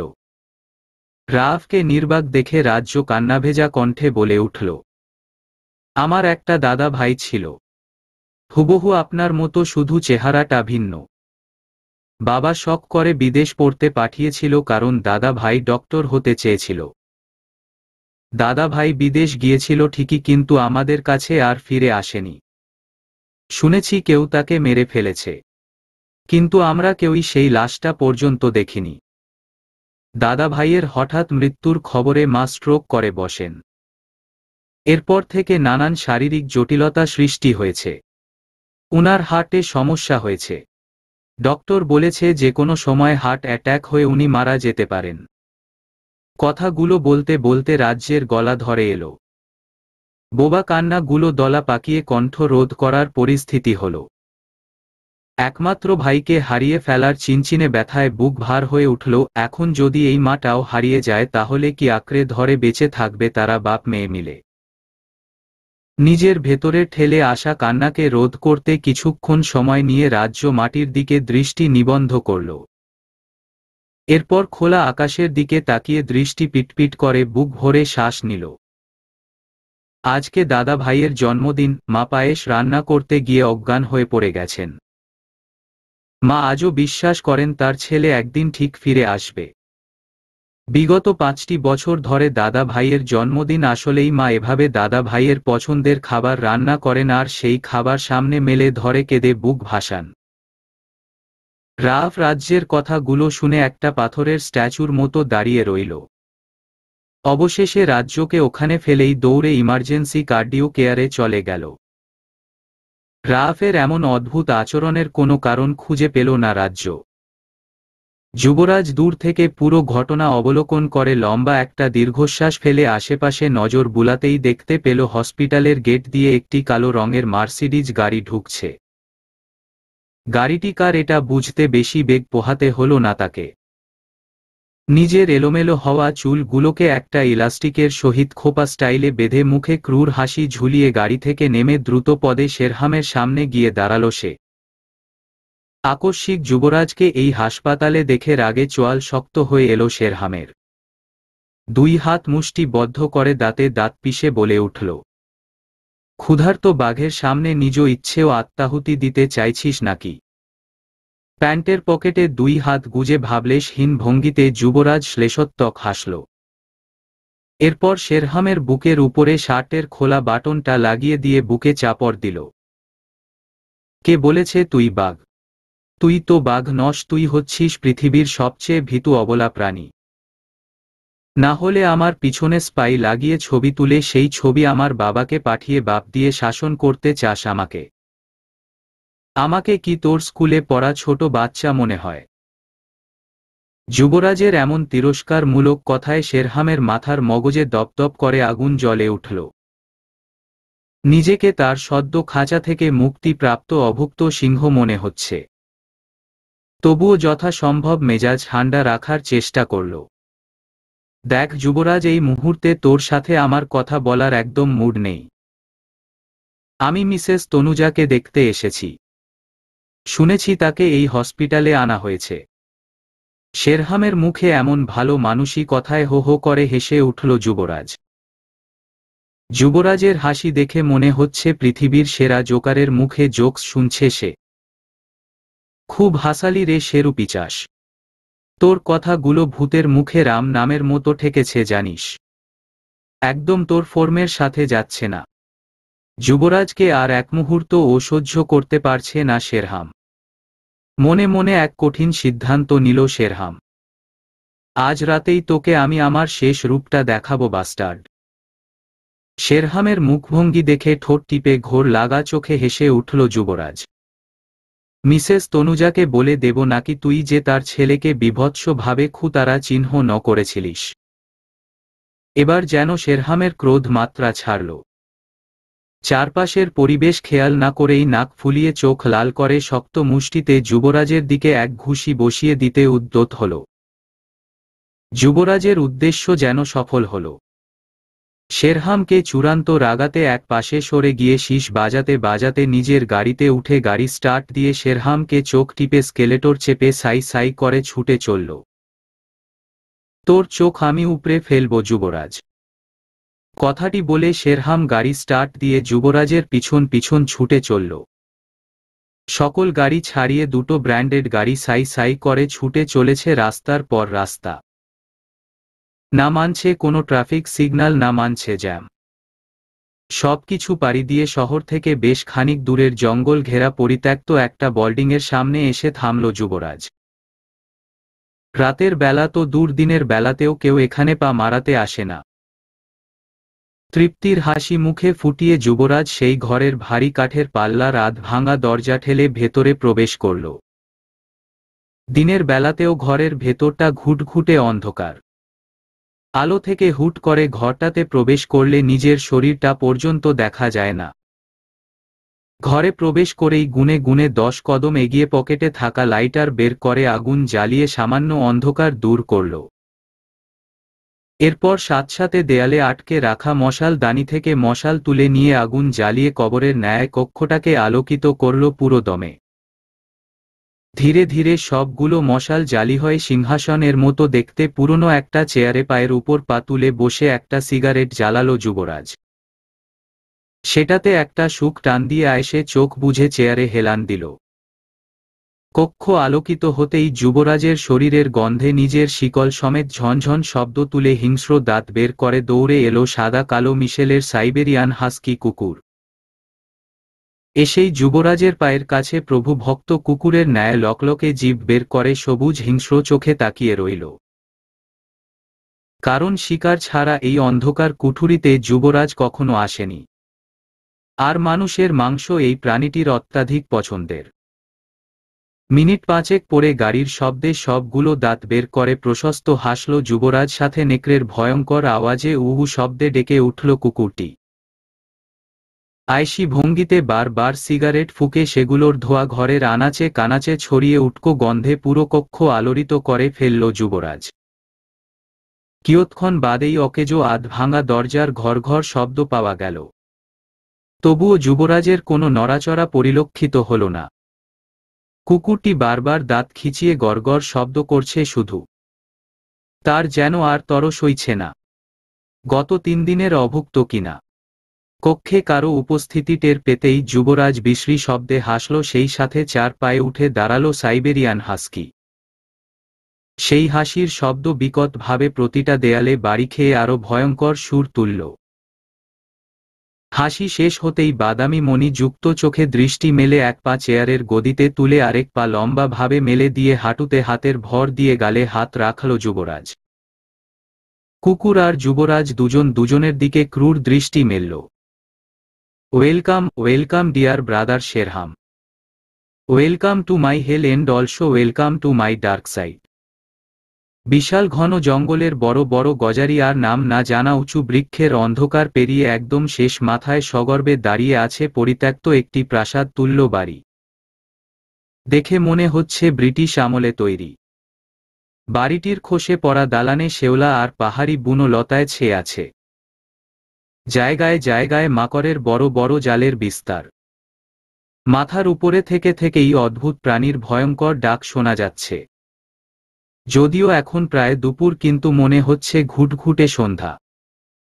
মাঝে মাঝেই বিষাক্ত সাপের হিস হিস নিঃশ্বাসের শব্দ কর্ণকুহরে এসে বাড়ি খাচ্ছে। কোনো সাধারণ মানুষ তো দূরে থাক, পৃথিবীর সর্বশেষ যেই সাহসী ব্যক্তি অবশিষ্ট আছে সেও হয়তো এখানে পা মারাতে আপত্তি জানাবে। প্রাসাদ তুল্য সেই বাড়ির বেজমেন্ট জুড়ে মানুষের পচে যাওয়া রতারা চিহ্ন, কোক্ত আর মাংসের বিশ্রী উটকো গন্ধ। সেই গন্ধে এক সেকেন্ড টেকাও যেন দায় হয়ে পড়েছে। কক্ষের মেঝেতে দেয়ালে কিছু কিছু রক্তের ছাপ, একদম তরতাজা। দেখে মনে হচ্ছে কেবলই কোনো মানুষ বা প্রাণীর প্রাণ বধ করা হয়েছে। পুরো মেঝে জুড়ে মানুষের খাবলা খাবলা হাড়যুক্ত মাংস আর হাড় পড়ে রয়েছে। আলো বা রোদ কিছুই প্রবেশ না করার কারণে রক্তগুলো শুকিয়ে যাবার বদলে জমাট বেঁধে পোকা জন্ম দেবার উপক্রম হয়েছে। ভ্যাপসা গরম, সাথে পরিবেশ, অপরিচিত পোকামাকড় আর পচা গন্ধে যে কারো পেট গুলিয়ে বমি আসতে সেকেন্ড সময়ের ব্যবধানও লাগবে না। কিন্তু দুজন জলজ্যান্ত লম্বা চওড়া সুঠাম দেহের সুদর্শন যুবক কোনো প্রকার অস্বস্তি ছাড়াই দুজন দুজনের দিকে ক্রূর দৃষ্টিতে তাকিয়ে রয়েছে। ভাবখানা এমন, তারা পরিষ্কার তকতকে সুন্দর রণভূমিতে যুদ্ধের ঘোষণা করছে। যুবরাজের সাইবেরিয়ান হাস্কি কুকুরটা লাল টকটকে লম্বা জিভখানা বের করে গড়গড় শব্দ করতে করতে শেরহামের চারপাশে চক্রাকারে ঘুরে যাচ্ছে। যুবরাজ হুকুম করা মাত্রই যেন সে তার বিষাক্ত চোখা দাঁতগুলো জায়গা মতো বসিয়ে ছিঁড়ে আনবে রক্তের নালি। সিগারেটের শেষ টান দিয়ে যুবরাজ উঠে দাঁড়াল। এরপর শেরহামের সামনে এসে দাঁড়িয়ে হো হো শব্দ তুলে কিছুক্ষণ হেসে মুহূর্তেই মুখে কাঠিন্য ভাব আনল। How do you feel in my hell, bro? Did you like the place? Tell me, how can I serve you? এমন জঘন্য পরিস্থিতিতে যুবরাজের এমন হেয়ালিপোনা দেখে শেরহামের মাথায় যন্ত্রণা ধরে গেল।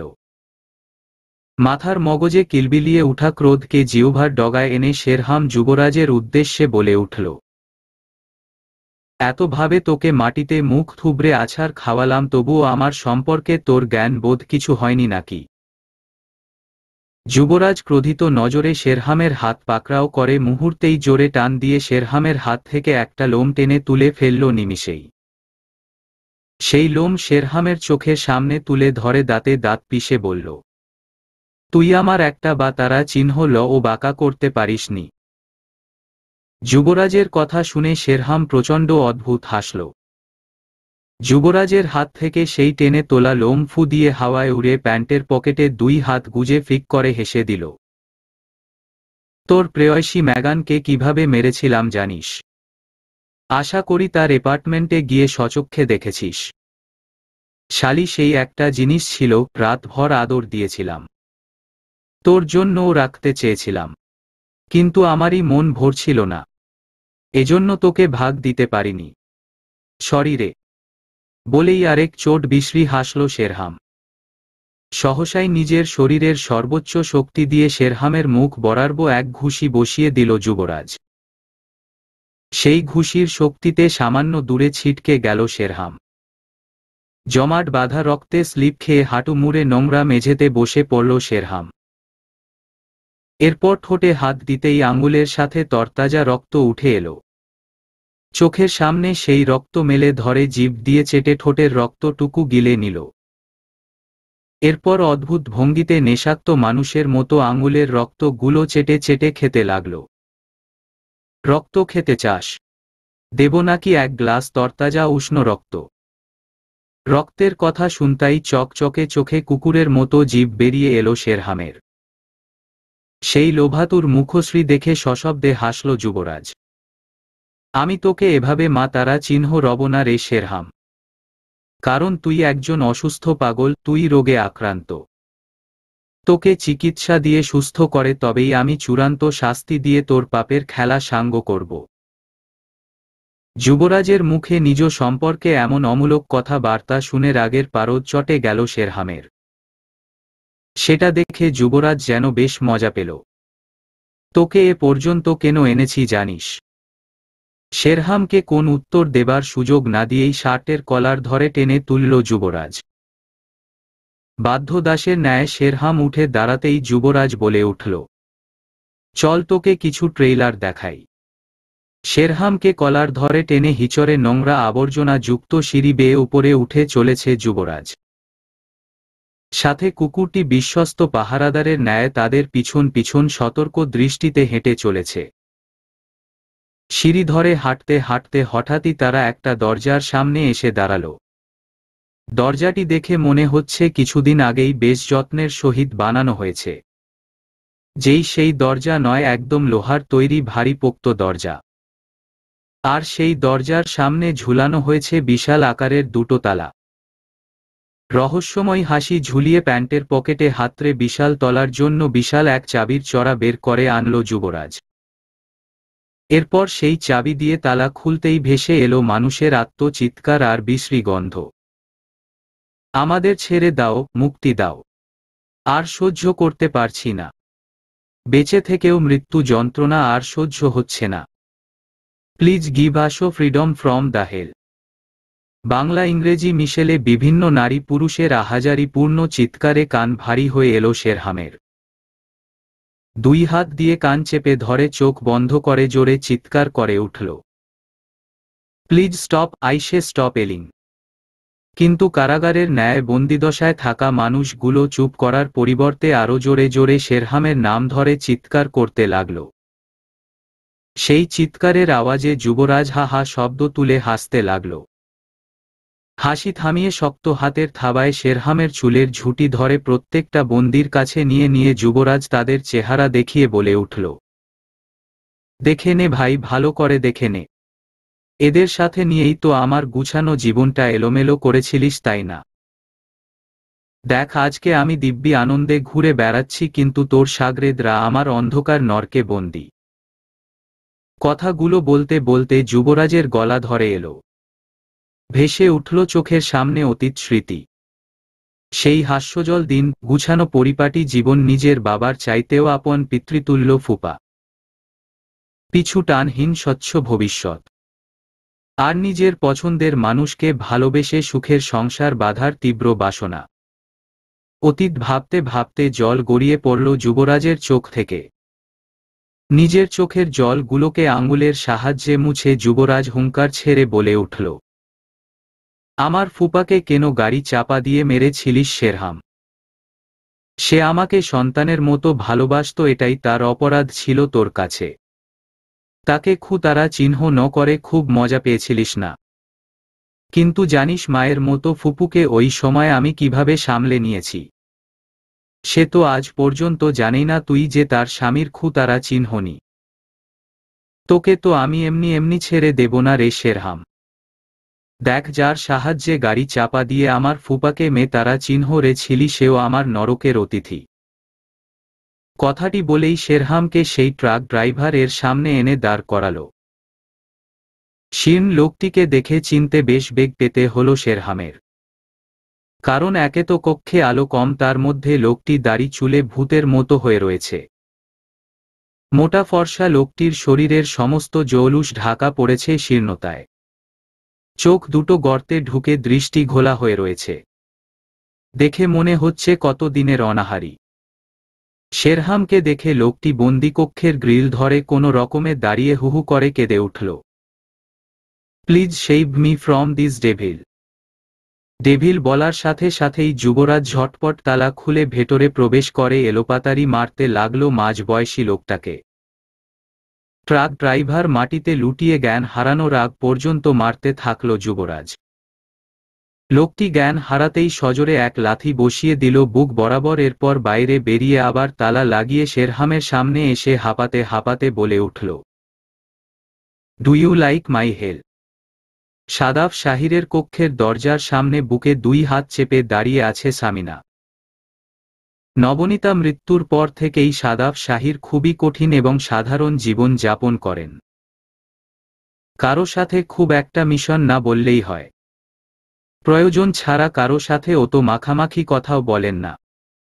বাড়ির চাকর বাকর প্রয়োজনীয় কাজ সারার জন্য তার কক্ষে আসেন, আর মাঝে মাঝে সামিনা আসেন তার খোঁজ খবর নেবার জন্য। আজও সামিনা এসেছে, তবে খোঁজ খবর নিতে নয়, বরং নিজের ছেলের জীবনের হিসেব চুকাতে। দরজার সামনে দাঁড়িয়ে সামিনা মনের মধ্যে কথাগুলো গুছিয়ে নিলেন। কথা গুছাতে গিয়েই তসতসে চোখের জলে গাল ভিজে উঠল। সেগুলো দুই হাতের করপুটে মুছে ধীর কণ্ঠে সামিনা বলল, ভাইয়া আসব। রাতের খাবার শেষ করে রাতের ওষুধপত্র খেয়ে সাদাফ শাহির সবেই শুতে যাচ্ছিলেন। আজকাল তার সব কিছুতেই বিরক্ত লাগে। একমাত্র ছেলের চিন্তায় প্রাণ হাঁসফাঁস করে। তবুও তো সে মানুষ। সন্তান হোক আর যাই হোক, অপরাধের ঊর্ধ্বে গিয়ে সন্তানকে ভালোবাসা সম্ভব নয়। সামিনার কণ্ঠ শুনে বিছানায় উঠতে নিয়ে থেমে গেলেন সাদাফ। টেবিল ল্যাম্পের ক্ষীণ আলোয় সামিনার কাতর মুখশ্রী স্পষ্ট। এত রাতে এলি যে, জরুরি কিছু বলবি? ধীর পায়ে সামিনা সাদাফ শাহিরের সামনে এসে দাঁড়িয়ে বলে উঠলেন, নবনীতার ভাইয়ের ছেলে আমার ছেলের জীবনটা এভাবে নরক বানিয়ে দিল, আর বাবা হয়ে তুমি সেটার খোঁজ পর্যন্ত নিলে না। কেমন বাবা তুমি? সামিনার এমন অদ্ভুত ভয়ঙ্কর কথায় চমকে উঠলেন সাদাফ।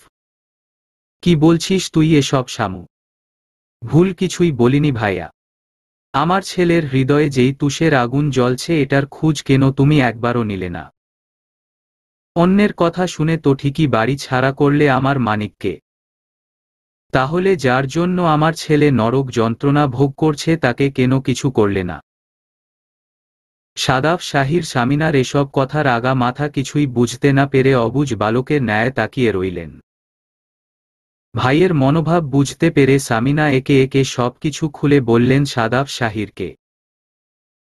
পুরো ঘটনা শুনে সাদাফ শাহির বুক চেপে ধরে বিছানায় শুয়ে পড়লেন। আমার বুকে প্রচণ্ড যন্ত্রণা হচ্ছে সামিনা। তুই এসব কি শোনালি আমাকে? আমি যে আমার মাতৃহীন ছেলের প্রতি অবিচার করে ফেলেছি রে বোন। কবে কবে আমার অবুঝ ছেলেটা এতটা বড় হয়ে গেল, এত বড় ঘটনার কিচ্ছুটি জানালো না আমাদের। ছোট শিশুর ন্যায় কেঁদে উঠলেন সাদাফ। সাথে ডুকরে কেঁদে ওঠে বুক ভিজালেন সামিনা। বেড সাইড টেবিল হাতড়ে নিজের মোবাইল ফোন হাতে নিয়ে ডায়াল করলেন যুবরাজের নম্বর। প্রথম রিং হতেই ফোন তুলল যুবরাজ। কান্নার দমকে কথাই বলতে পারছে না সাদাফ শাহির। শুধু ভাঙা গলায় ডেকে উঠলেন, আমার আব্বা। বেলা কত হয়েছে সেটা ঠাহর করাও যেন বেশ দুষ্কর হয়ে পড়েছে এই নরকতুল্য জঘন্য বাড়িটিতে। চারপাশে ভ্যাপসা গরম, উটকো বিশ্রী গন্ধ, সেই সাথে আলো আর বাতাসের নেই কোনো অস্তিত্ব। থেকে থেকেই অদ্ভুত দুই একটা পোকা মাকড় গায়ে এসে কামড়ে চলে যাচ্ছে। সেই কামড়ে কখনো শরীর চুলকে ঘা হয়ে যাবার উপক্রম হচ্ছে, আবার কখনো বা বিষাক্ত কামড়ে ব্যথায় শরীর অসাড় হয়ে যাচ্ছে। এদিকে সাইবেরিয়ান হাস্কি কুকুরটির কথা না বললেই নয়। সতর্ক চতুর বিশ্বস্ত পাহারাদারের ন্যায় হিংস্র সবুজ চোখে প্রত্যেকটি বন্দী অপরাধীর কক্ষের সামনে পায়চারি করে চলেছে সমানে। কিন্তু শেরহামের কক্ষের সামনে এসেই কুকুরটি ভয়ানক স্বরে ডেকে উঠছে কিছুক্ষণ বাদে বাদেই। একদিকে চারপাশের মানুষের আহাজারি, আরেক দিকে কুকুরটির বিদঘুটে সুর, দুই মিলে শেরহামের মাথা পাগল করে তুলল আরো দ্বিগুণ হারে। কুকুরের দিকে তাকিয়ে শেরহাম ভয়ঙ্কর দৃষ্টি দিয়ে চিৎকার করে বলে উঠল, এখান থেকে তো আমি নিশ্চিত রূপেই বের হয়ে যাব, কিন্তু যাবার আগে তোর রতারা চিহ্ন কোক্ত খেতে মোটেও ভুলব না। কুকুরটি কি বুঝল কে জানে, শেরহামের দিকে তাকিয়ে আরো বিশ্রীভাবে দাঁত বের করে খেকিয়ে উঠল। নিজের উপর নিজেই রাগে ফুঁসছে শেরহাম। তুই আমাকে বোকা বানিয়ে বড় ভুল করে ফেললি যুবরাজ, এর জন্য তোকে সারাটা জীবন খুব করে পস্তাতে হবে। কথাগুলো বলে অজগরের ন্যায় ফসফস করে শ্বাস টানল শেরহাম। যুবরাজ শেরহামকে হাতে লম্বা একটা শিকল পরিয়ে শিকলটা দেয়ালে আটকানো একটা লোহার আংটার সাথে তালা দিয়ে রেখে চলে গিয়েছে। শুধু তাই নয়, কক্ষটিতে না আছে বসার ব্যবস্থা আর না আছে শোবার ব্যবস্থা। এক বিন্দু পানি পানের ব্যবস্থা পর্যন্ত রাখেনি কঠিন হৃদয়ের পুরুষ যুবরাজ শাহির। পুরো কক্ষ ভর্তি বড় বড় কুচকুচে কালো কালো মশা, যেখানেই কামড়াচ্ছে সেখানটাই ফুলে বড় বড় চাকা উঠে যাচ্ছে। মুহূর্তের ব্যবধানেই মশা, পোকা, মাকড় শেরহামকে কামড়ে তার চেহারার নকশাই বদলে ফেলল। সাদাফ শাহির এর বিশাল বড় বাংলোর সামনে দাঁড়িয়ে আছে যুবরাজ। দুতলার পানে দৃষ্টি পেতে রেখে পকেটে দুই হাত গুজে ঠোঁট কামড়ে এক মনে ভেবে চলেছে নানান ভাবনা। নিশ্চয়ই মা পাপাকে শেরহাম সম্পর্কে সব কিছু খুলে বলেছে। পাপাকে আমি ভালো করেই চিনি। তিনি শেরহামের মোকাবেলা করার জন্য তামাম দুনিয়া উল্টে ফেলবে। যে করেই হোক শেরহামের পাঠ আগে চুকাতে হবে। ফুপার সাথে যা হয়েছে সেই ঘটনার পুনরাবৃত্তি আমি পাপার সাথে কখনোই হতে দিব না। ফুস করে দীর্ঘশ্বাস ছেড়ে দুই হাতের সহিত উল্ফ কাট চুলগুলোকে ঠেলে পিছনে নিয়ে ঘড়িতে সময় দেখে নিল যুবরাজ। সবে রাত 9:30 বাজে, কিন্তু সাদাফ শাহিরের জন্য রাত 9টা অনেক রাত। যদিও এতক্ষণে তার বিভোর ঘুমে থাকার কথা, কিন্তু আজ সে যুবরাজের জন্য অপেক্ষা করছে। হঠাৎই পিতৃ ভালোবাসায় যুবরাজের দুই চোখ ছলছল করে উঠল। শেষ কবে সে তার বাবার সাথে বসে খোলাখুলি কথা বলেছে সেটাই তার মনে নেই।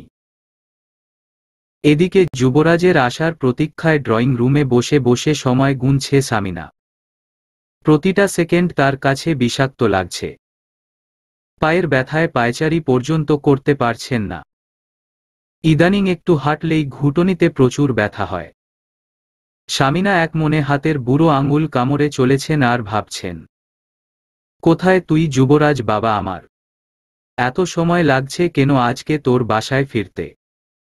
কোথাও কোনো অঘটন হয়নি তো? অঘটনের কথা হঠাৎ মনে পড়তেই চট করে উঠে দাঁড়ালেন তিনি। শেরহাম যুবরাজকে মা তারা চিহ্ন রার জন্য সর্বক্ষণ তৎপর হয়ে আছে। কখন কি করে বসে কে জানে। ভালোবাসার স্বামীকে হারিয়ে কোনো মতে বেঁচে আছেন তিনি। এই ছেলেটাও যদি হারিয়ে যায় তখন কি আঁকড়ে ধরে এই নিষ্ঠুর পৃথিবীতে শ্বাস টানবেন তিনি? হঠাৎই কলিং বেলের টুং ঠাং আওয়াজ হল। সামিনার ভাবনায় ভাটা পড়ল, সেই সাথে দৌড়ে চলে গেলেন দরজা খুলতে। প্রায় মাস খানেক পর ছেলেটা এই বাড়িতে ধুলো দিতে যাচ্ছে। দরজা খুলে যুবরাজকে দেখতে পেয়েই জাপটে ধরলেন সামিনা। যুবরাজের বুকে মুখ লুকিয়ে হাউমাউ করে কেঁদে উঠলেন। তোর চিন্তায় দেখবি আমি ঠিক একদিন মরে যাব। দিনে দিনে আমার বয়স বাড়ছে, আমি কি এত এত চাপ নিতে পারি? যুবরাজ সামিনার মাথায় চুমু খেয়ে পিঠে হাত বুলিয়ে বলে উঠল, বললেই হলো মরে যাবে? এত সহজে তোমাকে মরতে দেব নাকি? সামিনাকে বুক থেকে টেনে তুলে তার দুই চোখের জল সযত্নে মুছিয়ে দিল যুবরাজ। এরপর ফিসফিস কণ্ঠে শুধাল, তোমার জাদ্রেল ভাই কি জেগে আছেন? সামিনা সহসাই যুবরাজের কান মলে দিয়ে বলে উঠলেন, সব সময় শুধু দুষ্টুমি তোর, তাই না? উনি তোর জন্য অনেক সময় ধরে অপেক্ষা করছেন। ভাইজানের শরীরটা ভালো নেই, তাড়াতাড়ি দেখা করে আয়, আমি নিচেই আছি। খাবার বাড়ব তোর জন্য। সামিনার হাতের রান্না খাবার লোভে যুবরাজের চোখ চকচক করে উঠল। এক্ষুনি যাব আর আসব। কথাটি বলেই লাফিয়ে লাফিয়ে সিঁড়ি ধরে সাদাব শাহিরের কক্ষের দিকে দৌড় লাগাল। মিসেস তনুজার কেবিনের সামনে দাঁড়িয়ে আছে রাফ। কিছুক্ষণ আগেই সে কেবিনের পাশে নার্স স্টেশনে থাকা ডিউটিরত নার্স থেকে তনুজার কেস হিস্টোরি জেনেছে। নার্স মোটেও এমনি এমনি মুখ খোলেনি। নিজের ডক্টরি আইডি কার্ড দেখানোর পর ধীরে সুস্থে মুখ খুলে সব উগলেছে। অতিরিক্ত চিন্তা থেকে প্রেশার বেড়ে গেছে অনেকটা।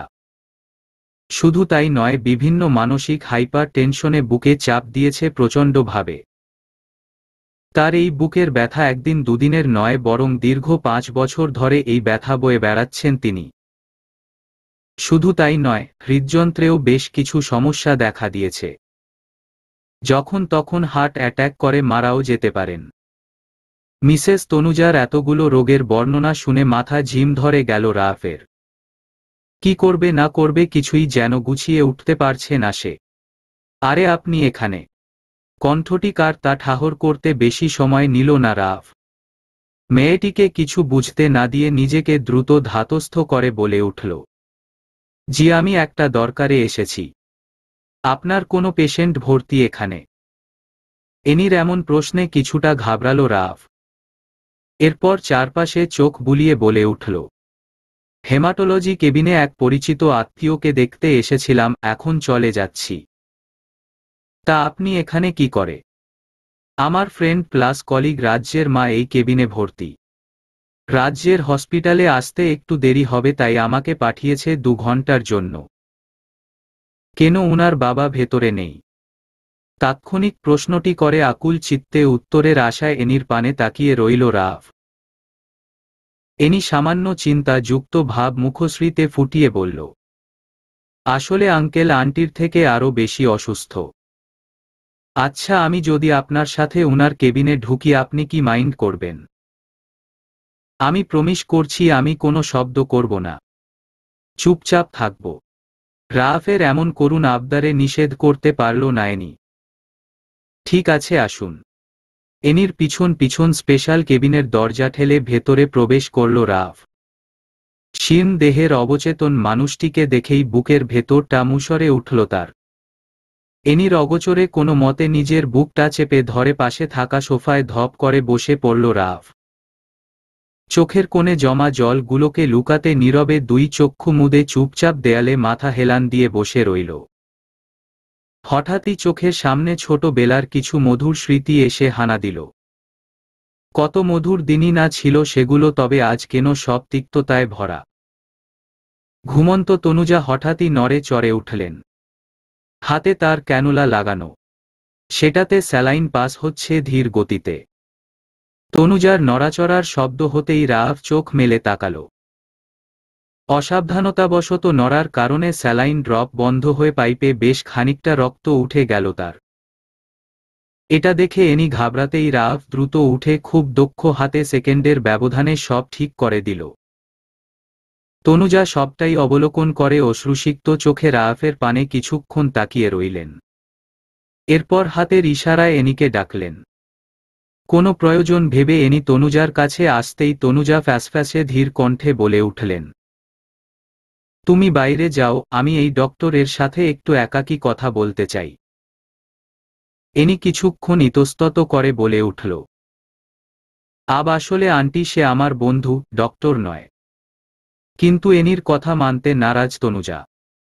এনি মনে মনে ভাবল, অসুস্থ মানুষ যা ভেবে খুশি থাকতে চায় থাকুক, আমার কি।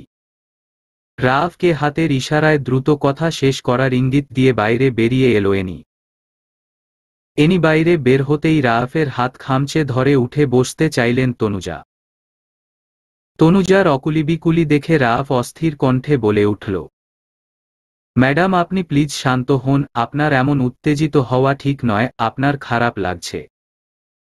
ডক্টর ডাকব? তনুজা রাফের 2 হাত নিজের করপুটে নিয়ে অজস্র চুমুতে ভরিয়ে দিয়ে বলে উঠলেন, মায়ের চোখ ফাঁকি দেবার সাধ্যাধিকার আছে খোকন সোনা। সাদাব শাহিরের আলো ঝলমলে কক্ষে তার পা দুটোকে পরম মমতায় জড়িয়ে ধরে মেঝেতে বসে সাদাব শাহিরের কোলে মাথা রেখে বসে আছে যুবরাজ।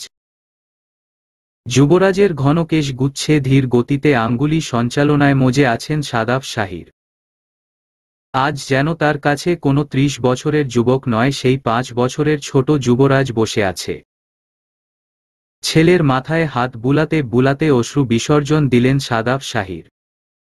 তোমার মায়ের মৃত্যুর পর আমি আর কেন বিবাহ বন্ধনে জড়াইনি জানো? শুধুমাত্র তোমার আদরে ভাগ হবে বলে।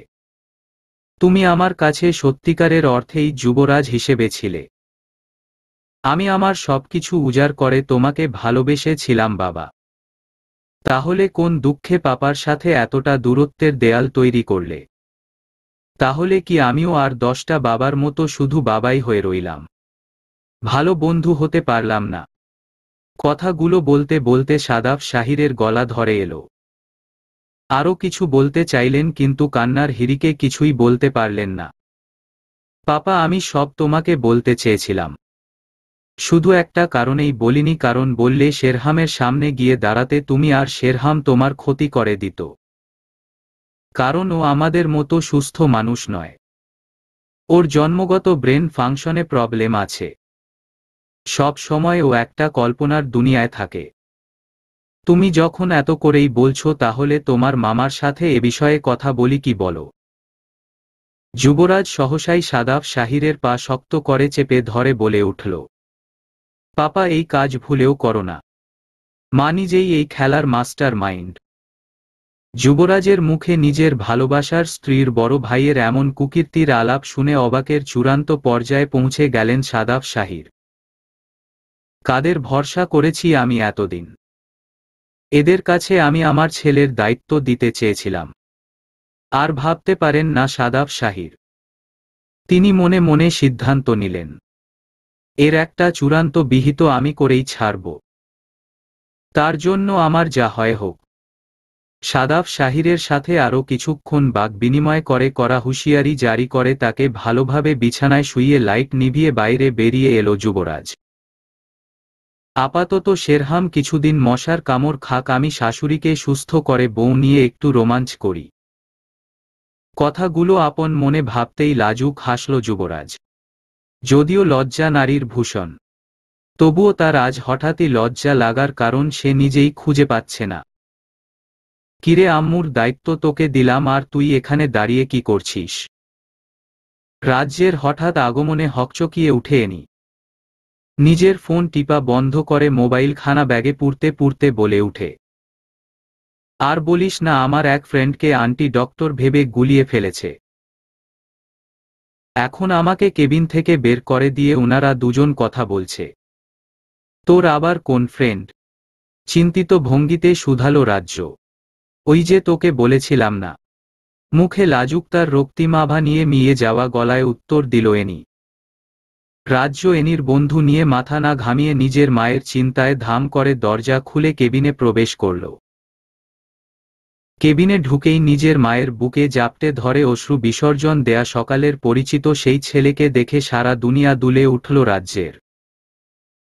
হাত থেকে ফলমূলের ব্যাগগুলো নিঃশব্দে মেঝেতে পড়ে গড়াগড়ি খেতে লাগল। রাজ্য আহত কান্নারত কণ্ঠে ডেকে উঠল, দাদা ভাইরে। নিস্তব্ধ হসপিটালের দামি কেবিন জুড়ে ফিনাইলের উটকো গন্ধের উপস্থিতি বিদ্যমান। জানালার সাদা পাতলা পর্দাগুলো স্থির হয়ে দেয়াল গড়িয়ে শটান হয়ে ঝুলে রয়েছে। নর্মাল টেম্পারেচারে এসি চলছে। দুজন মানুষের অতিরিক্ত আবেগ জড়ানো ঘন নিঃশ্বাসের শব্দ ছাড়া আর কোনো শব্দ পরিলক্ষিত হচ্ছে না। মিসেস তনুজা রাফের বা হাতটা শক্ত করে এখনো ধরে রয়েছেন আর নীরবে কেঁদে বুক ভাসাচ্ছেন। এখন আর তিনি শব্দ করে কাঁদতে পারেন না, সামান্য একটু কাঁদলেই বুকে প্রচণ্ড ব্যথা অনুভব করেন। রাফ এবার তার চোখের কঠিন শাসনে আটকে রাখা জলগুলোকে ছেড়ে দিল। মাথা নিচু করে রাখার কারণে রাফের উষ্ণ জলরাশি মিসেস তনুজার হাতে উপর পতিত হল। তোর কাছে কোনো কিছুর ব্যাখ্যা আমি চাইব না বাবা। তুই বেঁচে আছিস এটাই আমার কাছে অনেক। আমি শুধু চাই যেরকম ভাবেই হোক তুই ভালোভাবে বেঁচে থাক, আমাদের সামনে থাক। আর কিছু চাওয়ার নেই রে বাবা। তনুজার কথা খানা শেষ হবার সাথে সাথেই ছোট অবুঝ শিশু দীর্ঘ সময় ধরে তার মায়ের দেখা না পেয়ে ব্যাকুলতায় কেঁদে যখন বুক ভাসায় আর হঠাৎই মায়ের আগমনে সব ভুলে মাকে জাপটে ধরে মায়ের বুকে মুখ লুকিয়ে রাখে রাফ, ও ঠিক সেভাবেই তনুজাকে জড়িয়ে ধরে ফুঁপিয়ে শব্দ করে কেঁদে উঠল। তোমাদের ছেড়ে এতগুলো বছর থাকতে আমার অনেক কষ্ট হয়েছে মা। আমি তো মরেই গিয়েছিলাম। দ্বিতীয়বার যে আমার জন্ম হয়েছে গোমা। মা। ছেলের কান্নার দমকে ভারী হল কেবিন রুম। হঠাৎ রাজ্যের আগমনে হকচকিয়ে উঠলেন তনুজা এবং রাগাফ দুজনেই। রাজ্য তার হাতের সমস্ত কিছু ফেলে দৌড়ে গিয়ে রাফের পিঠ খামচে ধরে কাঁদতে লাগল। রাজ্যের চোখের জলে রাফের পুরো শার্ট ভিজে উঠল। ঘটনা কি হলো কিছুই বুঝতে পারল নায়েনি। শুধু দরজায় দাঁড়িয়ে এতটুকুন বুঝল, কারো পার্সোনাল বিষয়ে হস্তক্ষেপ করার কোনো মানেই হয় না। ওরা ওদের মতো ভালো থাকুক, আমার উচিত ওদেরকে স্পেস দেয়া। এনি সন্তর্পণে দরজা চাপিয়ে দিয়ে লিফট ধরে গ্রাউন্ড ফ্লোরে নেমে এলো। এসে একটা ট্যাক্সি ক্যাব ধরে নিজের বাড়ির উদ্দেশ্যে পা বাড়াল। আর মনে মনে কিছু একটা ভেবে মুচকি হাসল। রাফের পেট জড়িয়ে ধরে পিঠে মুখ গুজে জোরে জোরে শব্দ করে ক্রমাগত কান্না করে চলেছে রাজ্য। সকালবেলা যখন সে রাফকে দেখছিল তখন থেকেই তার মনের মধ্যে খচখচনি শুরু হয়েছিল। রাফকে দেখার পর থেকে সারাদিন সে কোনো কাজেই মন বসাতে পারেনি। একটা মানুষের শরীরের গঠন থেকে শুরু করে কথা বলার ধরন, চুল আঁচড়ানোর স্টাইল হুবহু কখনোই মিলে যাবার কথা নয়। আর তার চাহনিই যেন বারবার অন্য কিছু নির্দেশ করছিল। একজন বিচক্ষণ স্পেশাল ফোর্সের অফিসারের কাছে এসব কিছুই কাকতালীয় মনে হবার প্রশ্নই আসে না। এই জন্যই তো সে মনে মনে ঠিক করেছিল মিসেস তনুজাকে হসপিটাল থেকে রিলিজ দেয়া মাত্র সে এই লোকের পিছনে স্পাই এর মতো লেগে থাকবে। কিন্তু তার মা ঠিক তার সন্তানকে চিনে নিয়েছে। তার দাদা ভাই তাদের সামনে জীবিত অবস্থায় আছে। এর চাইতে সুখের, আনন্দের আর কি হতে পারে। আমি জানতাম দাদা ভাই তুমি বেঁচে আছো। এভাবে তুমি আমাদের কাউকে কিচ্ছু না জানিয়ে কোথাও হারিয়ে যেতে পারো না। আরও অনেক কিছু বলার চেষ্টা করল রাজ্য, কিন্তু কান্নার দমকে কণ্ঠ রোধ হয়ে জিভ জড়িয়ে গেল। তোমাদের কিছু কথা বলার বাকি আছে মা। আমাকে এখন যেতে হবে, নয়তো তোমরা বিপদে পড়ে যাবে। কঠিন কণ্ঠে কথা খানা বলে শক্ত হয়ে বসে রইল রাফ। রাফের যাবার কথা শুনেই তনুজা এক হাতে রাফের গলা জড়িয়ে ধরে আরেক হাতে চোখে মুখে মমতার পরশ বুলাতে বুলাতে উন্মাদের ন্যায় কেঁদে কেঁদে বলে উঠলেন, কত বছর পর তোকে কাছে পেলাম রে বাবা। আমার হাহাকার করা শূন্য বুকটা কেবলই ভরতে শুরু করেছে আর তুই চলে যাবার কথা বলছিস। এই অসহায় মাকে একা ফেলে কোথায় যেতে চাইছিস বাবা? এভাবে আমাকে ফেলে যদি তুই চলে যাস তাহলে আমি কিভাবে বাঁচব বল? দাদা ভাই কেন যাবে তুমি? আমাদের ফেলে কোথাও যেতে পারবে না তুমি। আমি তোমাকে কোথাও যেতে দেব না। রাজ্যের পানে তাকিয়ে মুচকি হাসল রাফ। এরপর রাজ্যের নরম তুলতুলে গাল টেনে ধরে কিছুটা মেপে হেসে বলে উঠল, পুচকিটা অনেক বড় হয়ে গেছে দেখছি। আমাকে শাসনের স্বরে কথা বলে হুম। রাফের এমন হেয়ালি কথায় কোনো কান দিল না রাজ্য। সে তার কথায় অনড়। দুনিয়া দুভাগ হয়ে গেলেও সে আজ তার দাদা ভাইকে এখান থেকে এক পাও যেতে দিবে না। রাজ্য তার চোখের জলগুলো মুছে সিক্ত কণ্ঠে আহত স্বরে বলে উঠল, বাড়ি ফিরে চলো দাদা ভাই। তোমাকে ছাড়া আমরা কেউ ভালো নেই। মা মৃত্যু পথযাত্রী, আমার জীবনটাও ছন্নছাড়া হয়ে যাচ্ছে। আর বাবা? কি হয়েছে বাবার? উদ্বিগ্নতা প্রকাশ করে হসপিটালের বেড ছেড়ে চট করে উঠে দাঁড়িয়ে কথা খানা শুধালো রাফ। রাজ্য হসপিটালের বেড থেকে উঠে দাঁড়িয়ে ধীর পদে রাফের সামনে এসে দাঁড়াল।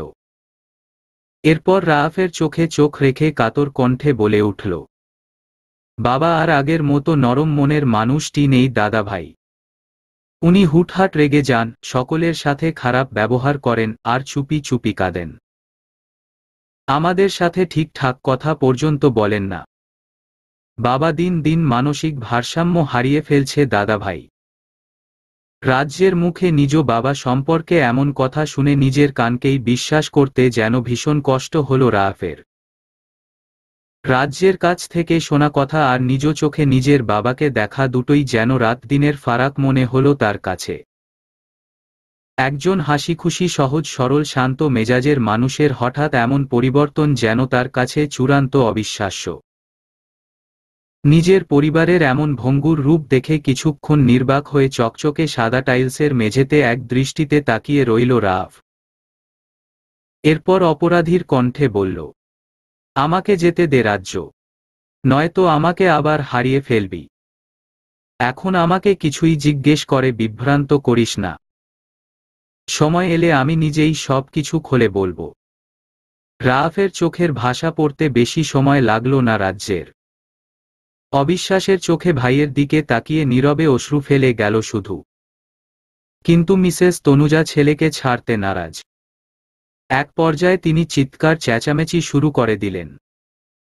রাফকে কাকুতি মিনতি করে বলে উঠলেন, বাবারে একটা রাত মায়ের পাশে থাক না। একটা রাত তোকে দুই নয়ন ভরে আমাকে দেখতে দে, এরপর না হয় যাস। মায়ের এমন পাগলামিতে দুই চোখ ফেটে জলের আনাগোনা হল রাফের কপল বেয়ে। অতঃপর রাজ্যকে চোখের ইশারা করতেই রাজ্যের ঠোঁটে প্রশস্ত হাসি ফুটে উঠল। দুই হাতে নিজের চোখের জল মুছে উৎফুল্ল কণ্ঠে বলে উঠল, মাকে বাড়িতে নেবার সকল ব্যবস্থা আমি এক্ষুনি করে দিচ্ছি দাদাভাই। নিজের ফোনের স্ক্রিনে সময় দেখে নিয়ে কেবিন থেকে এক প্রকার দৌড়েই বেরিয়ে গেল রাজ্য। উদ্দেশ্য একটাই, মিসেস তনুজার রিলিজ নিয়ে নিজেদের বাড়িতে ফেরা। রাজ্যের কক্ষে ঘণ্টা খানেক সময় ধরে বিভিন্ন জিনিস নিয়ে নাড়াচাড়া করে যাচ্ছে যুবরাজ। রাত প্রায় 1:30 বাজতে চলল, অথচ মেয়েটির কক্ষে আসার নাম গন্ধ নেই। এবার যেন যুবরাজের ধৈর্যের বাঁধ ভেঙে গেল। চারপাশে নজর বুলিয়ে আরও কিছুক্ষণ অপেক্ষার পর নিজের ঠোঁট কামড়ে ধরে শয়তানি হাসল যুবরাজ। আজ রাতে আমাকে এভাবে অপেক্ষা করানোর উচিত শিক্ষা দেব তোমাকে আমি শ্রেয়সী। ঘড়ির কাঁটায় যখন রাত 2টো ছুঁই ছুঁই এমন সময়ে ক্লান্ত শরীরে কক্ষে প্রবেশ করল রাজ্য। সুইচ টিপে কক্ষ আলোকিত করতেই নিজের অগোছালো কক্ষটাকে হঠাৎ গুছালো দেখে বেশ অবাক হল সে। পুরো কক্ষ পরিপাটি করে সাজানো গুছানো, বিছানার চাদর পর্যন্ত টানটান করে পারা হয়েছে। কোথাও যেন একটা ধূলিকণার অস্তিত্ব পর্যন্ত নেই। অবাকের চূড়ান্ত পর্যায়ে পৌঁছে তাড়াতাড়ি কক্ষের দরজা আটকে দিয়ে চারপাশে সতর্ক দৃষ্টি বুলালো রাজ্য। পুরো কক্ষ জুড়ে কারো কোনো অস্তিত্ব নেই। নিজের গায়ের পোশাক টেনে টুনে ঠিক করে বেলকনিতে নজর দিতেই অন্ধকার চিরে সিগারেটের জ্বলন্ত স্ফুলিঙ্গ নজরে এলো। মুহূর্তেই মস্তিষ্কের নিউরনে নিউরনে জানান দিল মানুষটি কে হতে পারে। ঠোঁটে প্রস্তুত হাসি ঝুলিয়ে নিজের একান্ত ব্যক্তিগত পুরুষটির সামনে এসে দাঁড়ালো রাজ্য। রাজ্যের উপস্থিতি টের পেয়ে সিগারেট পায়ে পিষে বসা থেকে উঠে দাঁড়ালো যুবরাজ। এরপর মেকি রাগ দেখিয়ে শুধালো, ভাইকে পেয়ে জামাই ভুলে গেলে বুঝি?